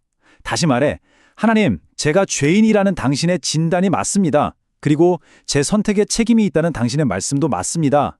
라고 있는 그대로 인정하는 거죠. 우리가 그렇게 나아갈 때 하나님은 신실하고 의로우시기 때문에 우리의 죄를 용서하실 뿐만 아니라 우리를 모든 불의함에서 깨끗하게 하셔서 완전히 새로운 삶을 살 수 있도록 만들어 주신다고 약속하십니다. 그러니 고백은 끝이 아니라 새로운 시작의 문인 셈입니다. 네, 이것이 오늘 이야기의 정말 중요한 메시지입니다. 하나님께서 우리의 죄성을 드러내시고 우리의 죄를 지적하시는 진짜 이유는 우리를 부끄럽게 만들거나 죄책감에 시달리게 하려는 게 절대 아닙니다. 오히려 우리가 어떤 상태에 있는지 정확하게 알아야만 거기서 벗어날 수 있는 유일한 길, 즉 하나님께서 마련하신 그 해결책을 붙잡을 수 있기 때문이죠. 의사가 정확한 진단을 내려야 올바른 처방을 할 수 있는 것과 똑같습니다. 죄에 대한 올바른 이해는 결국 하나님께서 우리에게 거저 주시는 은혜와 새로운 시작을 제대로 이해하기 위한 필수적인 첫걸음인 것입니다. 그리고 그 새로운 시작이 과연 어떤 모습인지 이 말씀이 가장 잘 보여줍니다. 그리스도 안에서 주어진 그 해결책을 받아들이는 사람은 그냥 용서받은 죄인으로 살아가는 게 아니라 아예 새로운 피조물이 된다고 선언합니다. 이전에 죄된 본성에 지배받던 옛사람은 이제 지나갔고 완전히 새로운 정체성과 새로운 가능성을 가진 존재로 다시 태어난다는 것입니다. 이것은 단순히 과거를 청산하는 것을 넘어서 완전히 새로운 미래를 열어주는 정말 놀라운 약속입니다. 오늘 이 내용을 쭉 들으시면서 여러분 각자의 마음을 한번 조용히 돌아보시면 좋겠습니다. 나는 여전히 나의 옛 본성, 그 기본 설정 값에 이끌려서 좌절과 실패를 반복하면서 살고 있습니까? 아니면 오늘 우리가 함께 살펴본 그 놀라운 은혜 해결책 안으로 들어가 그리스도 안에서 약속된 그 새로운 삶을 이미 시작하셨습니까? 이 질문은 우리 각자가 자기 자신에게 던져야 할 가장 중요하고도 실제적인 질문일 것입니다. 만약 새로운 시작을 간절히 원하지만 어떻게 해야 할지 막막하게 느껴지신다면 너무 복잡하게 생각할 필요 없습니다. 그 시작은 이 슬라이드에 있는 것처럼 아주 단순하고 진솔한 마음의 고백일 수 있습니다. 하나님, 제게 새로운 마음, 새로운 시작을 주세요. 성경은 하나님께서 이렇게 진솔하게 나오는 고백을 절대로 외면하지 않으시고 언제나 두 팔 벌려 새로운 시작으로 우리를 초대하신다고 약속하고 있습니다. 오늘 우리는 어쩌면 많은 분들이 마음 한편에 오랫동안 묻어두었던 질문을 함께 꺼내보려고 합니다. 이것은 단순히 신학적인 호기심의 문제가 아닙니다. 때로는 정말 눈물 없이는 이야기하기 힘든 아주 깊은 상처와 연결된 질문이기도 합니다. 바로 이 질문이죠. 이 막막한 질문 앞에 서면 우리는 참 답답함을 느낄 때가 많습니다. 왜냐하면 성경이 이 문제에 대해서 마치 법전처럼 몇 조 몇 항에 의거하여 이들은 천국에 간다, 이렇게 명확하게 한두 문장으로 답을 딱 제시하고 있지는 않기 때문입니다. 하지만 그렇다고 해서 하나님께서 우리를 아무런 소망도 없이 그냥 내버려 두시는 분일까요? 절대 그렇지 않습니다. 네, 그렇습니다. 이 질문은 대부분 눈물과 함께 나옵니다. 유산의 아픔을 겪으셨거나 너무나 어린 자녀를 먼저 하늘로 떠나보내셨거나 혹은 중증장애를 가진 가족을 사랑으로 돌보고 계신 분들에게 이 질문은 그냥 머리로 하는 지적인 탐구가 결코 아니죠. 이건 정말 심장의 가장 깊은 곳에서부터 터져나오는 사랑과 고통이 뒤섞인 아주 간절한 물음입니다. 오늘 우리는 이 무거운 질문을 아주 조심스럽게 그리고 성경이 비춰주는 빛 안에서 함께 들여다보려고 합니다. 이제 본격적으로 논의를 시작하겠습니다. 성경은 이 문제에 대해서 몇 살 이하는 자동적으로 천국에 간다와 같은 간단한 도표나 공식으로 답을 주지 않아요. 만약 그랬다면 이런 고통스러운 질문도 없었겠죠. 하지만 성경은 그보다 훨씬 더 근본적이고 견고한 것을 우리에게 제공합니다. 바로 우리가 이 질문을 올바르게 이해하고 소망을 발견할 수 있도록 이끌어주는 거대한 기초 원칙들이죠. 이 세 가지 원칙 위에 굳건히 설 때 우리는 비로소 감정의 소용돌이나 여러 혼란스러운 주장들 속에서도 길을 잃지 않을 수 있습니다. 이것이 첫 번째 원칙입니다. 그리고 우리의 모든 논의가 시작되어야 할 가장 중요한 출발점이죠. 우리가 믿는 하나님은 과연 어떤 분이신가? 그분은 한치의 오차도 없이 공의로운 재판관이시면서 동시에 한없는 자비와 선하심을 가지신 사랑의 아버지라는 사실입니다. 어떤 사람들은 하나님의 공의와 사랑이 서로 충돌하는 것처럼 생각하지만 성경은 이 둘이 하나님의 완전한 성품 안에서 완벽한 조화를 이룬다고 증언합니다. 이 믿음이 흔들리면 우리는 하나님의 모든 결정을 의심하거나 두려워하게 될 수밖에 없습니다. 이 말씀은 창세기 18장 25절에 나오는 아브라함의 부르짖음입니다. 소돔과 고모라가 곧 멸망할 것이라는 소식을 들었을 때 아브라함은 하나님 앞에 엎드려 이렇게 외칩니다. 온 세상을 심판하시는 분께서 공의롭지 않은 일을 하실 리가 없지 않습니까? 이 질문은요, 그냥 나온 말이 아닙니다. 이것은 하나님의 성품에 대한 아브라함의 깊은 신뢰에서 비롯된 고백입니다. 우리도 마찬가지입니다. 하나님은 절대로 단 한 사람의 영혼에게도 불공평하거나 부당하게 행하지 않으신다. 이 깊은 신뢰가 바로 우리의 모든 논의를 떠받치는 가장 중요한 기둥입니다. 두 번째 원칙 또한 절대로 놓쳐서는 안 됩니다. 어떤 분들은 이렇게 생각할 수도 있어요. 아기들은 죄가 없으니까 순수하니까 당연히 천국에 가는 거 아니야? 하고 말이죠. 하지만 성경의 가르침은 조금 다릅니다. 성경은 아담 이후의 모든 인간이 죄의 본성을 가지고 태어난다고 분명히 말하고 있거든요. 그렇기 때문에 구원의 길은 누구에게나 단 하나뿐임을 명확히 합니다. 태아이든 노인이든 건강한 사람이든 장애를 가진 사람이든 그 누구에게도 예외는 없습니다. 사도행전 4장 12절은 정말 단호하게 선포합니다. 구원은 오직 예수 그리스도의 이름을 통해서만 주어진다고 말이죠. 여기서 중요한 건 이 말씀이 작은 자들을 구원해서 제외시킨다는 뜻이 아니라는 겁니다. 오히려 우리의 질문을 더 정확하게 만들어주죠. 우리의 질문은 그들에게 구원이 필요한가가 아니라 구원의 유일한 길이신 예수 그리스도의 은혜와 십자가의 공로가 스스로 믿음을 고백할 수 없는 이들에게는 과연 어떻게 적용되는가로 바뀌어야 하는 겁니다. 이건 착해서 통과하는 문제가 아니라 전적인 은혜의 문제라는 거죠. 세 번째 원칙은 하나님의 공의가 얼마나 섬세하고 인격적인지를 보여줍니다. 하나님은요, 모든 사람에게 똑같은 시험지를 나눠주고 기계적으로 점수를 매기는 그런 분이 아니라는 겁니다. 그분은 각 사람이 어떤 환경에서 자랐는지, 무엇을 배울 기회가 있었는지, 이해할 수 있는 능력은 어느 정도인지를 정확하게 아십니다. 그리고 그 모든 것을 고려해서 그 사람에게 합당하게 판단하신다는 거죠. 누가복음 12장 48절 말씀 한번 들어보세요. 많이 받은 자에게는 많이 요구한다. 이것은 책임이 그 사람이 받은 계시 혹은 능력과 정비례한다는 것을 명확히 보여줍니다. 로마서에서도 율법을 몰랐던 이방인은 그 양심에 따라 심판받고 율법을 알았던 유대인은 율법에 따라 심판받는다고 말하죠. 즉, 하나님은 한 사람이 무엇을 알고 있었고 무엇을 이해할 수 있었으며 그것을 자신의 의지로 거부했는지를 아주 공정하게 보신다는 뜻입니다. 이 원칙이 바로 우리가 다루는 이 문제의 핵심 열쇠가 됩니다. 자, 그럼 이제 이 세 가지 원칙을 바탕으로 조금 더 구체적으로 들어가 보겠습니다. 바로 책임과 삶의 관계에 대해서 말이죠.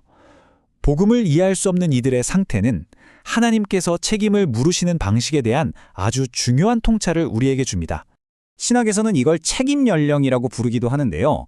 여기서 오해하시면 안 되는 게 이것 만 몇 세 이렇게 정해진 나이가 아닙니다. 이것은 한 사람의 상태를 말하는 거예요. 복음을 듣고 그 의미를 깨닫고 자신의 자유의지로 나는 예수님을 믿지 않겠습니다 라고 의식적으로 거부할 수 있는 정신적, 도덕적 능력이 아직 없거나 혹은 장애로 인해 끝까지 없는 상태를 가리킵니다. 태아, 영유아, 중증 인지장애를 가진 분들은 바로 이 상태에 있는 이들이라고 할 수 있죠. 예수님께서 요한복음 9장 41절에서 하신 이 말씀이 이 원리를 정말 선명하게 보여줍니다. 날 때부터 맹인이었던 사람을 고쳐주셨을 때 바리새인들이 시비를 걸죠. 그때 예수님께서 말씀하십니다. 너희가 차라리 정말로 볼 수 없는 맹인이었다면 죄가 없었을 것이다. 하지만 너희는 스스로 본다고 주장하고 볼 능력이 있으면서도 진리를 보지 않으니 너희의 죄와 책임이 그대로 남아있다. 예수님은 지금 볼 수 있는 능력, 즉 이해하고 판단할 수 있는 능력이 책임의 전제 조건임을 분명히 하고 계신 겁니다. 이 원칙의 가장 절정은 바로 십자가 위에서 터져나온 예수님의 기도에서 발견할 수 있습니다. 자신에게 침뱉고 못 받고 조롱하는 사람들을 향해 예수님은 이렇게 기도하십니다. 아버지, 저들을 용서해 주십시오. 저들은 자기들이 무슨 일을 하는지 알지 못합니다. 물론 그들의 무지함이 그들의 죄를 완전히 없애주는 건 아니에요. 그들은 분명 끔찍한 죄를 짓고 있었습니다. 하지만 예수님께서는 그들의 알지 못함을 하나님 아버지의 자비 앞에 내어놓으셨습니다. 이건 정말 놀라운 통찰을 줍니다. 하나님께서 한 사람의 책임을 판단하실 때 그 사람의 삶의 수준을 얼마나 중요하게 여기시는지를 보여주는 가장 강력한 증거죠. 지금까지 우리는 좀 단단한 원칙들을 세웠죠. 이제는 그 원칙들이 실제 성경 이야기 속에서 어떻게 따산한 빛으로 나타나는지 한번 따라가 보겠습니다. 원칙을 넘어서 구체적인 이야기 속에서 하나님의 자비를 함께 엿보기를 원합니다. 밧세바와의 범죄로 태어난 아이가 병들어 죽어가던 그 시간은 다윗의 삶에서 가장 가슴 아픈 순간 중 하나였을 겁니다. 아이가 아플 때 다윗은 왕의 체면도 버리고 제위에 앉아 밤새도록 금식하며 간절히 기도했습니다. 그런데 신하들이 아이가 죽었다는 소식을 전하자 그의 행동이 180도 바뀝니다. 놀랍게도 슬픔을 거두고 일어나 목을 씻고 음식을 가져오게 해서 먹고 성전에 들어가 하나님께 경배했습니다. 신하들은 왕이 충격으로 실성한 건 아닐까 걱정했을 정도입니다. 도대체 무엇이 다윗을 이렇게 행동하게 만들었을까요? 바로 이 한마디 사무엘하 12장 23절에 기록된 이 고백에 모든 답이 들어 있습니다. 나는 그에게로 가겠지만 그는 내게로 돌아오지 않을 것이다. 이 짧은 문장에는 정말 어마어마한 신학적 무게가 실려 있습니다. 한번 생각해 보세요. 다윗은 자신의 죄가 얼마나 끔찍한지, 그리고 그 죄에 대한 하나님의 심판이 얼마나 무서운지를 누구보다 뼈저리게 체험한 사람입니다. 그런 그가 죽은 아이를 향해서 나는 언젠가 그 아이에게로 갈 것이다 라고 아주 확신에 차서 말합니다. 이것은 그 아이가 현재 벌받는 곳이나 소멸된 상태가 아니라 하나님께서 계시는 안전한 곳에 있으며 자신도 회개하고 믿음으로 살다가 장차 그곳에서 아이와 재회할 것이라는 굳건한 소망을 표현한 것입니다. 이것은 단순한 위로의 말이 아닙니다. 이것은 다윗의 신학이고 그의 믿음이며 그의 소망이었습니다. 이번에는 신약으로 와서 예수님의 마음을 직접 들여다보겠습니다. 마가복음 10장 14절입니다. 사람들이 자기 어린아이들을 데리고 와서 예수님께서 만져주시기를 바랍니다. 그런데 제자들이 그들을 꾸짖고 막아서죠. 아마 제자들은 예수님이 피곤하실까봐 혹은 중요한 일을 방해받는다고 생각했을 겁니다. 그런데 예수님은 제자들의 그런 태도에 노하셨다고 성경은 기록합니다. 화를 내신 거예요. 그리고 선포하십니다. 어린아이들이 내게 오는 것을 막지 마라. 하나님 나라는 바로 이런 사람들의 것이다. 예수님은 아이들을 귀찮은 존재나 거부의 대상이 아니라 하나님 나라의 주인으로 선포하셨습니다. 그리고 그들을 품에 안고 머리 위에 손을 얹어 축복하셨습니다. 예수님의 마음은 분명히 밀어냄이 아니라 끌어안음에 있었습니다. 예수님은 여기서 한 걸음 더 나아가십니다. 마태복음 18장 10절을 보면 정말 놀라운 말씀을 하시는데요. 삼가 이 작은 자 중에 하나도 없인 여기지 말라. 너희에게 말하노니 그들의 천사들이 하늘에서 하늘에 계신 내 아버지의 얼굴을 항상 배옵느니라. 이 말씀의 의미가 뭘까요? 고대 왕정에서 왕의 얼굴을 항상 직접 뵐 수 있다는 것은 최고의 신임과 특권을 상징했습니다. 하늘에서 하나님 아버지의 얼굴을 직접 뵙는다는 건요. 그만큼 이 작은 자들이 하나님께 얼마나 귀하고 특별한 관심과 보호 아래 있는지를 보여주는 강력한 상징입니다. 하나님의 관점에서 이들은 결코 가볍게 버려질 수 있는 존재가 아니라는 거죠. 자, 이제 우리가 살펴본 여러 성경의 원칙들과 이야기들, 이 실들을 하나로 조심스럽게 엮어볼 시간입니다. 우리는 지금까지 하나님의 성품, 구원의 길, 책임의 원리, 그리고 다윗의 소망과 예수님의 마음을 살펴보았습니다. 과연 이 모든 것들이 가리키는 방향은 어디일까요? 한번 정리해 볼까요? 첫째, 우리의 하나님은 절대로 불공정한 분이 아니십니다. 완벽하게 공의롭고 선하시죠? 둘째, 그분은 각 사람이 이해할 수 있는 만큼만 책임을 물으십니다.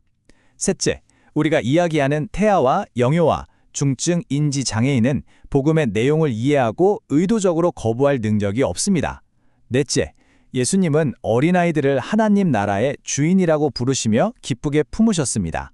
마지막으로 하나님의 사람이었던 다윗은 죽은 아기가 하나님 품에 있음을 믿고 그곳에서의 재회를 확신했습니다. 이 모든 조각들을 맞춰보면 하나의 그림이 보이기 시작합니다. 그래서 우리는 이런 소망 가득한 결론에 다다를 수 있습니다. 그들의 구원은 그들이 죄가 없기 때문이 아닙니다. 성경은 분명 모든 인간이 죄의 본성을 가지고 태어난다고 말하니까요. 하지만 그 죄에 대해 스스로 책임지고 복음을 의지적으로 거부할 수 없는 그들의 특별한 상태를 보시고 하나님께서 그분의 특별하고 무한한 자비로 예수 그리스도의 십자가 공로를 통해 그들을 덮으시고 품어주신다고 믿는 것. 이것이 바로 성경 전체가 보여주는 하나님의 성품에 가장 합당한 소망으로 가득 찬 믿음입니다. 우리가 그 메커니즘을 100% 이해하지는 못할지라도 말이죠. 이제 마지막으로 모든 것을 하나님께 맡기는 것에 대해 잠시 이야기하고 싶습니다. 이 모든 신학적 논의를 넘어서 지금 이 문제로 인해 마음 아파하고 계신 분들에게 드리고 싶은 말씀입니다. 우리의 지식은 유한하지만 하나님을 향한 우리의 신뢰는 무한할 수 있습니다. 신명기 29장 29절 말씀은 우리에게 놀라운 지혜를 줍니다. 그렇습니다. 하나님께서는 우리가 모든 것을 다 알도록 허락하지는 않으셨습니다. 감추어진 일, 우리가 다 이해할 수 없는 신비의 영역은 하나님의 주권에 속한 것입니다. 하지만 우리에게 나타난 일, 즉 하나님의 성품이 얼마나 공의롭고 자비로우신지, 그분이 우리를 얼마나 사랑하시는지는 성경을 통해 충분히 알게 하셨습니다. 우리는 우리가 모르는 그 감추어진 일 때문에 불안해할 것이 아니라 우리에게 분명히 보여주신 하나님의 선하심, 그 나타난 일을 붙들고 신뢰해야 하는 것이죠. 혹시 지금 이 문제로 아파하고 계신다면 이 고백이 당신의 기도가 되기를 바랍니다. 우리의 제한된 생각으로 하나님의 자비를 재단하지 마십시오. 하나님은 우리가 상상하는 것보다 결코 더 잔인하지 않으시고 우리가 상상하는 것보다 훨씬 더 자비로우신 분입니다. 당신의 사랑하는 아이는, 당신의 사랑하는 가족은 결코 하나님의 손에서 떨어진 것이 아닙니다. 오히려 우리보다 먼저 더 완전한 사랑 안에서 가장 안전한 그분의 품에 안겨 있음을 믿으십시오. 그 소망이 당신의 깊은 슬픔에 작은 위로와 흔들리지 않는 평안이 되기를 진심으로 기도합니다. 여러분, 혹시 이런 생각 해보신 적 있으세요? 진짜 나는 이 몸 안에 갇혀있는 영혼이고 언젠가 죽으면 이 육체라는 껍데기를 벗고 자유로워질 거야. 굉장히 익숙한 생각이죠. 오늘은 바로 이 몸과 영혼에 대한 이야기, 우리가 너무나 당연하게 여겨왔지만 어쩌면 성경이 원래 그리고 있던 그림과는 조금 다를 수 있는 이 생각에 대해 한번 깊이 파고들어 보려고 합니다. 과연 인간은 몸이라는 감옥과 그 안에 갇힌 영혼으로 나뉘는 존재일까요? 이 질문을 들고 성경의 가장 처음으로 함께 돌아가 보겠습니다. 오늘 우리가 함께 걸어갈 여정은 대략 이렇습니다. 먼저 우리 대부분에게 너무나 익숙한 그림이 뭔지 한번 짚어보고요. 그 다음엔 성경이 말하는 본래의 설계도는 어땠는지 살펴볼 겁니다. 그리고 그렇다면 죽음이란 무엇인지, 또 성경이 말하는 궁극적인 희망은 과연 영혼에만 있는 건지, 그리고 이 모든 이야기가 결국 오늘을 살아가는 우리의 몸에 어떤 의미를 던져주는지 차근차근 따라가 보겠습니다. 자, 그럼 가장 익숙한 그림부터 시작해 볼까요? 네, 첫 번째 순서입니다. 아마 많은 분들이 고개를 끄덕이실 텐데요. 우리의 머릿속에 아주 자연스럽게 거의 본능처럼 자리 잡고 있는 몸과 영혼에 대한 바로 그 관점, 그 익숙한 그림을 먼저 들여다보겠습니다. 자, 이 질문에 한번 솔직하게 답해 보시겠어요? 아마 많은 분들이 속으로 그렇다고 대답하실 겁니다. 몸은 잠시 머무는 집, 혹은 좀 더 과격하게는 감옥 같은 것이고 죽음의 순간에 비로소 진짜 나인 영혼이 그곳에서 해방되어 자유를 얻는다는 생각. 바로 이것이 우리가 오늘 탐구해볼 아주 보편적인 믿음의 핵심이죠. 네, 바로 이 그림입니다. 몸은 언젠가 썩어 없어질 일시적인 그릇일 뿐이고 그 안에 불면하는 고귀한 영혼이 담겨 있다는 생각. 그런데요, 여기서 정말 놀라운 사실이 하나 있습니다. 이 익숙한 개념은 사실 성경에서 직접 왔다기보다는 고대 그리스의 철학자 플라톤에게서 훨씬 더 큰 영향을 받았다는 겁니다. 몸은 열등하고 영혼은 우월하기 때문에 죽음이야말로 영혼의 진정한 해방이라는 관점. 이 생각이 지난 수천 년간 서구 사상에 깊이 스며들면서 우리에게도 아주 익숙해진 거죠. 하지만 성경의 원래 그림과는 길이 아주 다릅니다. 자, 그럼 이제 성경이 원래 그리고 있던 설계도는 어땠는지 한번 살펴보겠습니다. 이걸 알려면 우리는 시간을 거슬러 올라가서 히브리 성경, 즉 구약 성경에서 인간이 처음 만들어지는 그 장면으로 돌아가야만 합니다. 창세기 2장 7절 말씀인데요. 이 구절 안에 아주 결정적인 단서가 숨어 있습니다. 하나님이 흙으로 빚은 몸에 하나님의 숨결인 생기를 불어넣으셨어요. 그러자 사람이 무엇이 되었는지 주목해 보세요. 성경은 사람이 영혼을 가진 존재가 되었다고 말하지 않습니다. 그냥 사람이 생명이 되었다, 즉 살아있는 존재 그 자체가 되었다고 말합니다. 아주 미묘하지만 결정적인 차이죠. 이 개념의 핵심에는 바로 이 히브리어 네페시 하야가 있습니다. 살아있는 존재, 살아있는 생명체라는 뜻인데요. 다시 한번 강조하지만 흙으로 된 몸과 하나님의 생기가 합쳐진 결과물은 영혼을 담는 그릇이 아니었습니다. 그 결과물 자체가 바로 네페시, 즉 살아있는 영혼, 통합된 하나의 인격체였던 겁니다. 인간은 영혼을 소유한 존재가 아니라 인간 자체가 영혼인 존재라는 거죠. 자, 이 표를 보시면 그 차이가 한눈에 들어오실 겁니다. 왼쪽이 우리가 흔히 아는 그리스 철학의 영향을 받은 관점이죠. 몸과 영혼을 별개의 것으로 보는 이원론적인 생각입니다. 하지만 오른쪽의 히브리적 관점을 보세요.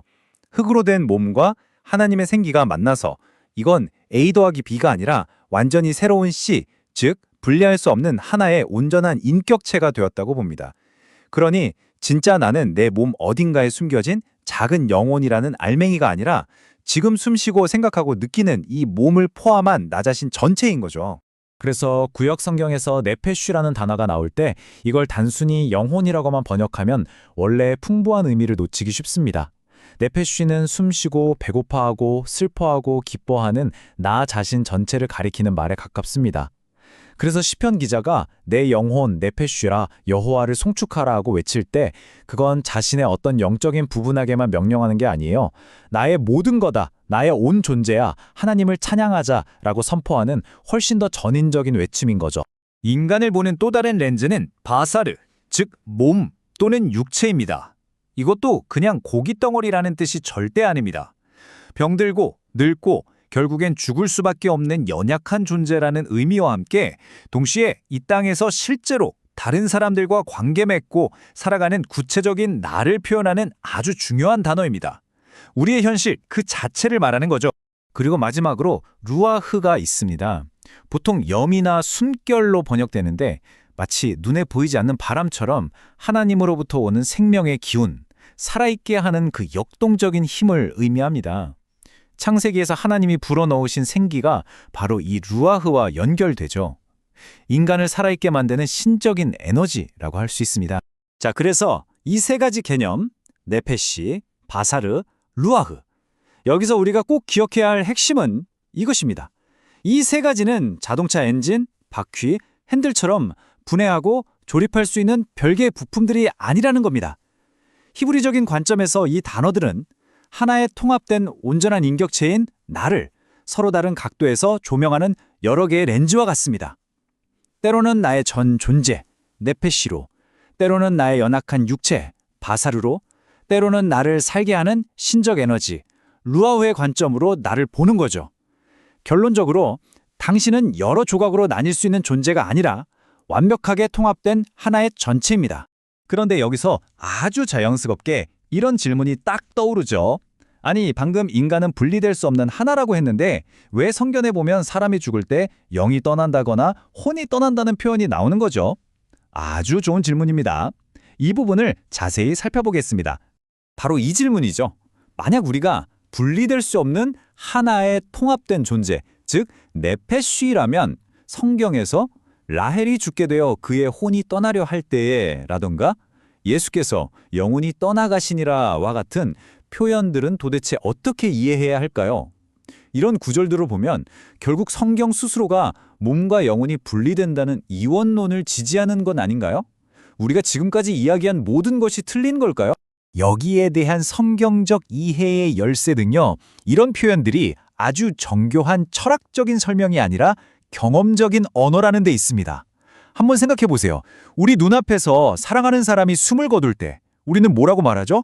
숨이 멎었다, 생명이 떠났다 이렇게 말하잖아요. 이건 눈에 보이는 현상을 있는 그대로 묘사하는 거죠. 성경의 표현도 마찬가지입니다.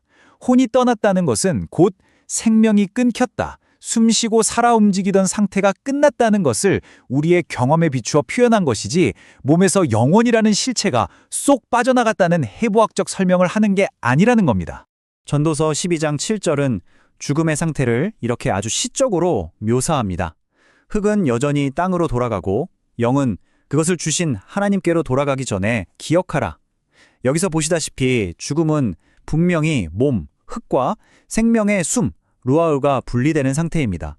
하지만 여기서 정말 중요한 포인트는 성경은 이 분리된 상태를 결코 정상적이거나 이상적인 상태로 보지 않는다는 거예요. 이것은 원래 하나님이 설계하신 창조 질서가 깨져버린 비정상적인 상태, 죄의 결과로 우리에게 찾아온 아주 심각한 문제라는 겁니다. 영원히 몸이라는 감옥에서 해방되는 축복 같은 게 결코 아니라는 거죠. 바로 이 지점에서 우리가 흔히 아는 그리스 철학적 관점과 성경의 관점이 완전히 갈라섭니다. 영혼을 육체의 감옥에서 해방시키는 축복으로 죽음을 보는 관점과 달리 성경은 죽음을 비극으로 아주 비정상적인 상태로 봅니다. 하나님께서 원래 설계하신 아름다운 통합, 그 생명이 일시적으로 끊어지는 상태, 즉 죄의 결과로 이 세상에 들어온 원래 설계의 깨어짐으로 보는 것이죠. 이 흐름을 보시면 성경 전체의 거대한 이야기가 한눈에 들어오기 시작합니다. 성경의 이야기는 영혼의 해방을 축하하는 이야기가 아닙니다. 오히려 창조 때의 온전하고 통합된 상태에서 타락으로 인해 죽음이라는 비정상적인 분리를 겪게 되고 마침내 예수 그리스도의 부활을 통해 깨어졌던 본래의 통합된 설계를 더 영광스러운 모습으로 다시 회복하는 것을 향해 나아가는 웅장한 이야기인 거죠. 자, 그럼 이 거대한 이야기가 향하는 최종 목적지, 성경이 제시하는 궁극적인 소망은 과연 무엇일까요? 놀랍게도 그 소망은 단순히 영혼이 천국에 가는 것, 거기에 머무르지 않습니다. 여기서 소망의 초점이 극적으로 바뀝니다. 철학적인 소망이 육체가 없는 비물질적인 영혼의 영원한 생존, 즉 영혼 불멸에 맞춰져 있다면 성경적인 소망은 사람의 부활에 초점을 맞춥니다. 인간이라는 존재 전체의 완전한 회복 말이죠.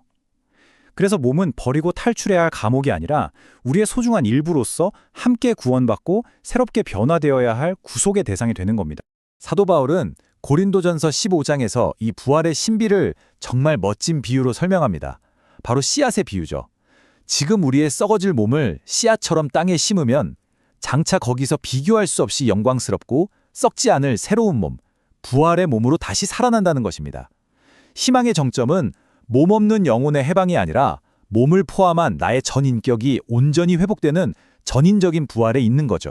자, 이제 마지막 질문입니다. 그래서 이 수천 년 전의 신학적인 이야기가 오늘 21세기를 살아가는 우리랑 도대체 무슨 상관이 있는 걸까요? 단순히 머리로만 아는 지식으로 끝나는 이야기가 절대 아닙니다. 이것은 우리의 삶 전체를 바라보는 관점을 뿌리부터 바꿔놓을 수 있습니다. 이 히브리적 이해는 우리 자신을 보는 방식을 완전히 바꿔놓습니다. 첫째, 우리의 몸은 더 이상 쓰고 버리는 껍데기나 영적인 삶을 방해하는 귀찮은 존재가 아닙니다. 우리 자신을 이루는 본질적인 부분이죠. 둘째, 하나님은 우리의 영혼에만 관심 있는 분이 아니라 우리의 육체적, 정신적, 영적인 모든 면, 즉 우리의 전 삶에 관심을 가지신다는 뜻입니다. 셋째, 그래서 영적인 삶이라는 건 교회에서 기도하고 성경 읽는 것에만 국한되지 않습니다. 우리가 먹고 자고 일하고 운동하는 모든 육체적 활동이 영적인 의미를 가질 수 있게 되는 거죠. 마지막으로 우리의 궁극적인 소망은 몸을 떠나는 것이 아니라 몸을 포함한 우리 자신 전체가 구원받는 것입니다.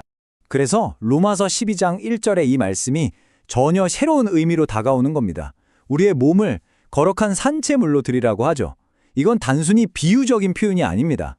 만약 당신의 몸이 영혼의 껍데기가 아니라 당신 자신 그 자체라면 당신이 오늘 하루를 살아가는 방식, 당신의 몸으로 하는 모든 일이 어떻게 하나님께 드리는 거룩한 예배라 될 수 있을까요? 이것이 바로 성경이 오늘 우리에게 던지는 살아있는 도전이자 질문입니다. 안녕하세요. 기독교 신앙의 가장 깊고도 또 가장 찬란한 신비 속으로 함께 걸어 들어가는 시간입니다. 오늘은 우리 믿음의 바로 그 심장부에 놓여 있는 한 분, 예수 그리스도에 대해 이야기 나눠보려고 합니다. 그 중에서도 아마 가장 많은 분들이 고개를 갸웃거리게 만드는 주제일 텐데요. 바로 그분이 어떻게 완전한 하나님이시면서 동시에 완전한 인간이실 수 있는지 이 놀랍고도 중요한 진실을 함께 탐구해보는 시간을 갖겠습니다. 아마 마음속으로 한 번쯤은 이 질문 다들 품어보셨을 겁니다. 예수님은 정말로 하나님이면서 동시에 인간일 수가 있을까? 이건 마치 물과 기름처럼 또 N극과 N극처럼 결코 섞일 수 없을 것 같은 두 개의 존재가 어떻게 한 인격 안에 공존할 수 있느냐 하는 그런 물음이죠. 사실 이 질문은 한번 마음에 들어오면 쉽게 사라지지가 않아요. 아주 근본적인 물음이거든요. 이 거대한 신비 앞에 선 우리의 솔직한 당혹감, 바로 거기서부터 오늘 우리의 여정을 시작해 보겠습니다. 자, 그래서 이 거대한 질문을 우리가 함께 풀어보기 위해서요. 오늘은 한 5단계로 여정을 떠나볼까 합니다. 첫째, 풀리지 않는 모순. 도대체 왜 이것이 우리에게 그토록 어렵게 느껴지는지 그 본질을 한번 들여다보고요. 둘째, 성경은 무엇을 선언하는가? 우리의 생각에 앞서서 하나님의 말씀이 뭐라고 하는지 귀를 기울일 겁니다. 셋째, 한 인격, 두 본성. 가장 흔한 오해를 바로잡고 신학적인 진실에 한 걸음 더 다가가 보고요. 넷째, 하나님은 왜 인간이 되셨는가? 이 모든 일의 이유와 목적을 탐구하고 마지막으로 이 어려운 진리가 어떻게 우리에게 가장 큰 위로와 소망이 되는지, 즉 하나님께 나아가는 우리의 다리가 되어주는지를 나누면서 마무리하겠습니다. 자, 첫 번째 주제로 들어가 보겠습니다. 왜 이 교리가 우리에게 모순처럼 느껴질까요? 그건 아마도 우리가 가진 하나님에 대한 개념과 인간에 대한 개념이 정면으로 충돌하기 때문일 겁니다. 우리는 하나님을 어떤 분으로 믿죠? 전능하시고 영원하시고 모든 것을 아시고 시간과 공간을 초월하는 분, 그런 분으로 믿잖아요. 그런데 성경이 보여주는 예수님의 모습은 어떻습니까? 그분은 우리와 똑같이 배고픔을 느끼시고 긴 여정에 지쳐서 피곤해하시고 또 사랑하는 친구의 죽음 앞에서 눈물을 흘리십니다. 그리고 마침내 십자가 위에서 가장 무력한 모습으로 고통받다가 죽음을 맞이하시죠. 여기서 우리의 이성이 멈칫하는 겁니다.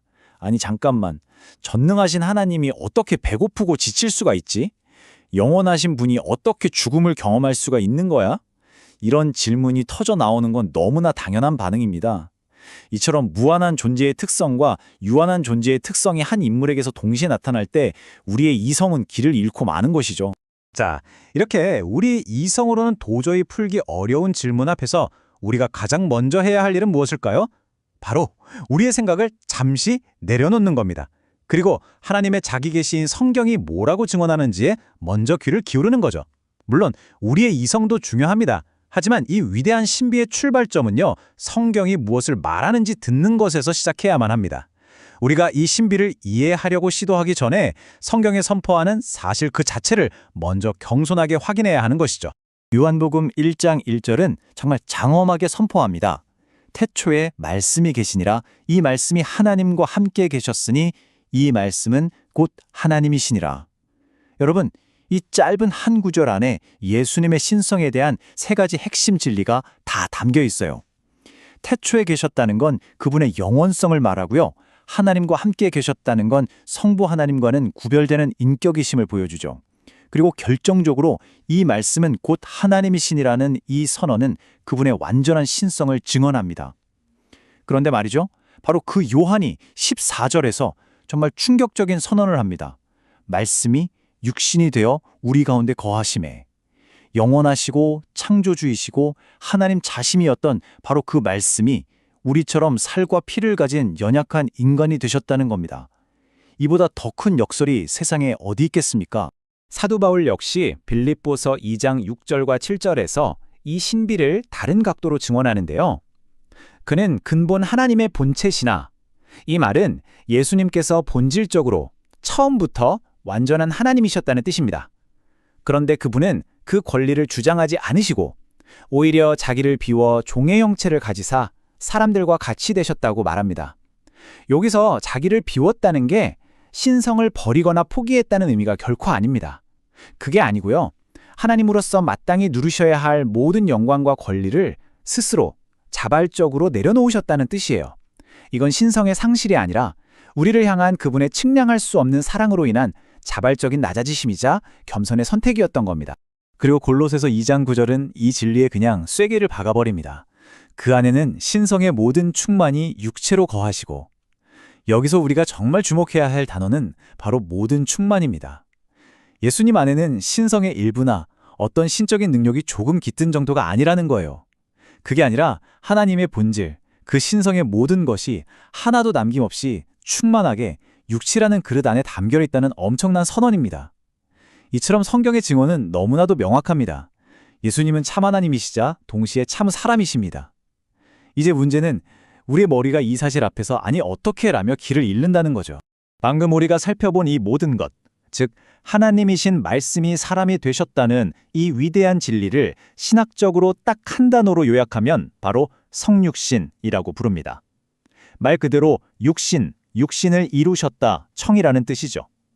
영원하신 하나님께서 시간과 공간의 제약 속으로 연약한 인간의 몸을 입고 역사 속으로 친히 들어오신 이 놀라운 사건, 이것이 바로 기독교 신앙의 심장이자 모든 교리의 기초가 되는 개념입니다. 자, 그렇다면 성경의 이 선언을 우리가 어떻게 이해해야 할까요? 여기서 가장 흔하게 발생하는 오해부터 한번 짚고 넘어가야 합니다. 많은 분들이 예수님을 뭐랄까 그리스 신화에 나오는 헤라클레스처럼 신과 인간의 피가 반씩 섞인 반신반인으로 생각하는 경향이 있어요. 그러니까 절반은 신이고 절반은 인간인 어떤 제3의 존재로 여기는 거죠. 하지만 이건 성경이 말하는 바와는 전혀 다릅니다. 지금 화면에 보이는 두 개념이 그 차이를 잘 보여주는데요. 왼쪽의 그림은 50%의 신성과 50%의 인석이 섞여서 뭔가 새로운 존재가 된 것 같은 그런 흔한 오해를 나타냅니다. 하지만 오른쪽의 정통교리는 전혀 다릅니다. 예수님은 한 분의 인격 안에 완전한 하나님의 본성, 즉 100% 신성과 완전한 인간의 본성, 즉 100% 인성이 서로 섞이거나 변화하거나 나뉘지 않은 채로 온전히 연합하여 존재하신다고 가르칩니다. 이건 100 더하기 100이 200이 되는 그런 수학적 계산이 아니에요. 오히려 이렇게 이해하는 게 더 정확합니다. 원래 100% 하나님이셨던 분이 100% 인간의 본성을 추가로 취하셨다. 그분은 덜 하나님도 아니고 초월적 인간도 아닌 완전한 하나님이시면서 동시에 완전한 인간이신 겁니다. 이해를 돕기 위해서 비유를 한번 들어볼게요. 거대한 기업의 회장님이 회사의 진짜 실상을 파악하기 위해서 자신의 신분을 완벽하게 숨기고 평사원으로 입사했다고 한번 상상해 보시죠. 그가 다른 사원들과 똑같이 땀 흘려 일하고 때로는 상사에게 꾸중도 돕는 동안 그의 회장이라는 신분이 사라진 건가요? 아니죠. 그는 여전히 그 회사의 소유주이고 모든 권한을 가지고 있습니다. 다만 그 권한을 스스로 사용하지 않기로 선택하고 자신을 그 환경에 제한했을 뿐입니다. 이처럼 예수님께서 인간이 되셨을 때 하나님이시기를 멈추신 게 아닙니다. 하나님으로서의 모든 속성을 그대로 소유하고 계셨지만 우리와 같은 자리로 내려오시기 위해서 그 신적인 권능의 사용을 스스로 제한하신 것이죠. 이것은 논리적인 모순이라기보다는 우리를 향한 사랑의 자기 제한이며 겸손의 결단인 것입니다. 지금까지 우리는 어떻게 예수님이 하나님이면서 동시에 인간이실 수 있는지에 대해 살펴보았습니다. 이제 우리는 훨씬 더 중요한 질문으로 나아가야 합니다. 바로 왜 하나님께서 굳이 이런 방법을 택하셔야만 했는가 하는 질문입니다. 그냥 하늘 보좌에서 내가 너희의 죄를 용서하노라 하고 선포만 하시면 되지 않았을까요? 왜 반드시 우리처럼 피와 살을 가진 인간의 몸을 입고 이 땅에 오셔야만 했을까요? 이 이유를 아는 것은 구원의 핵심을 이해하는 것과 같습니다. 성경은 크게 두 가지, 정말 필연적인 이유를 제시합니다. 첫째는 우리를 대신할 완벽한 제물이 되기 위해서입니다. 생각해보세요. 죄를 지은 것은 아담의 후손인 사람이기에 하나님의 공의는 그 죄의 값을 사람이 치를 것을 요구합니다. 그런데 우리 중에는 그 값을 치를 수 있는 사람이 단 한 명도 없죠. 모두가 죄인이기 때문입니다. 따라서 우리를 대신할 제물은 죄가 없는 완전한 사람이어야만 했습니다. 동시에 단 한 번의 죽음으로 과거와 현재, 미래의 모든 인류의 죄값을 치르려면 그 제물은 무한한 가치를 지닌 분, 즉 완전한 하나님이셔야만 했습니다. 바로 이겁니다. 예수님은 완전한 인간이셨기에 우리를 대표해서 죽으실 수 있었고 완전한 하나님이셨기에 그 죽음이 온 인류를 구원할 능력을 가질 수 있었던 것이죠. 그리고 둘째는 하나님과 인간 사이의 유일한 다리가 되시기 위해서입니다. 다리가 튼튼하려면 양쪽 강독에 모두 깊이 뿌리를 내려야 하잖아요. 한쪽이라도 허공에 떠 있다면 그건 다리가 될 수 없죠. 예수님도 마찬가지입니다. 그분은 완전한 하나님으로서 하나님의 편에, 그리고 완전한 인간으로서 우리 인간의 편에 온전히 서실 수 있는 유일한 중보자이십니다. 이제 복음서의 실제 장면들 속으로 한번 들어가 보겠습니다. 복음서는 이 어려운 교리를 이론으로만 설명하지 않아요. 예수님의 삶 속에서 그분의 신성과 인성이 어떻게 함께 드러나는지를 아주 생생하게 보여주거든요. 먼저 예수님께서 하나님만이 하실 수 있는 일들을 행하시는 장면들을 좀 살펴보겠습니다. 마가복음 2장을 보면 사람들이 지붕을 뚫고 중풍병자를 예수님께 데려오잖아요. 그때 예수님이 그 병자에게 뭐라고 하시냐면 작은 자야 내 죄사함을 받았느니라 하고 선언하십니다. 이 말을 들은 율법학자들이 속으로 이 사람이 어찌 이렇게 말하는가? 이건 신성모독이다.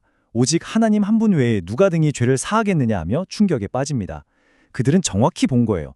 죄의 용서는 창조주이신 하나님 고유의 권한이었고 예수님은 지금 바로 그 권한을 행사하고 계셨던 거죠. 또 누가복음 8장에서는 제자들과 배를 타고 가실 때 거친 풍랑이 몰아칩니다. 모두가 죽음의 공포에 떨고 있을 때 예수님은 바람과 물결을 꾸짖어서 잠잠하게 만드시죠. 자연을 창조하신 분만이 하실 수 있는 권능을 보여주신 겁니다. 그리고 마지막으로 부활하신 예수님을 만난 도마. 그는 그분의 못자국난 손과 창자국난 옆구리를 보고 그분 앞에 엎드려 외치죠. 나의 주님이시오, 나의 하나님이시니다. 유일신을 믿는 유대인에게 있어서 하나님 외에 다른 존재에게 이런 고백을 한다는 건 상상조차 할 수 없는 일이었습니다. 그런데 예수님은 도마의 이 경배를 책망하지 않으시고 온전히 받으셨습니다. 자, 이처럼 압도적인 신성을 보여주신 예수님에 대해서 성경은 동시에 그분의 너무나도 인간적인 모습을 조금도 숨김없이 기록하고 있습니다. 이것은 그분의 신성을 약화시키는 게 아니에요. 오히려 성육신의 신비, 즉 그분이 정말로 우리와 똑같이 되셨다는 사실을 더욱 깊이 드러내는 장치인 셈이죠. 이제 그분의 지극히 인간적인 순간들을 한번 살펴보겠습니다. 예수님은 40일 금식 후에 굶주림을 느끼셨고 마태복음 4장 2절, 사마리아로 가는 긴 여정에 지쳐서 우물가에 그대로 주저앉기도 하셨습니다. 요한복음 4장 6절, 사랑하는 친구 나사로가 죽었을 때 그 무덤 앞에서 슬피 눈물을 흘리셨습니다. 요한복음 11장 35절. 그분은 우리의 슬픔에 함께 우시는 분입니다. 그리고 십자가를 앞둔 겟세마네 동산에서는 내 마음이 매우 고민하여 죽게 되었으니 라고 말씀하시면서 죽음의 공포 앞에서 깊은 고뇌와 번민을 겪으셨습니다. 마태복음 26장 38절. 이처럼 성경은 예수님의 신성과 인성, 이 양면을 의도적으로 함께 보여주는 겁니다.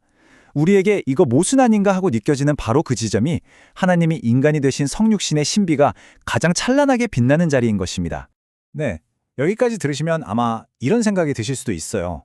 알겠습니다. 그런데 이 복잡한 신학이 오늘을 살아가는 내 삶과 도대체 무슨 상관이 있는 거죠?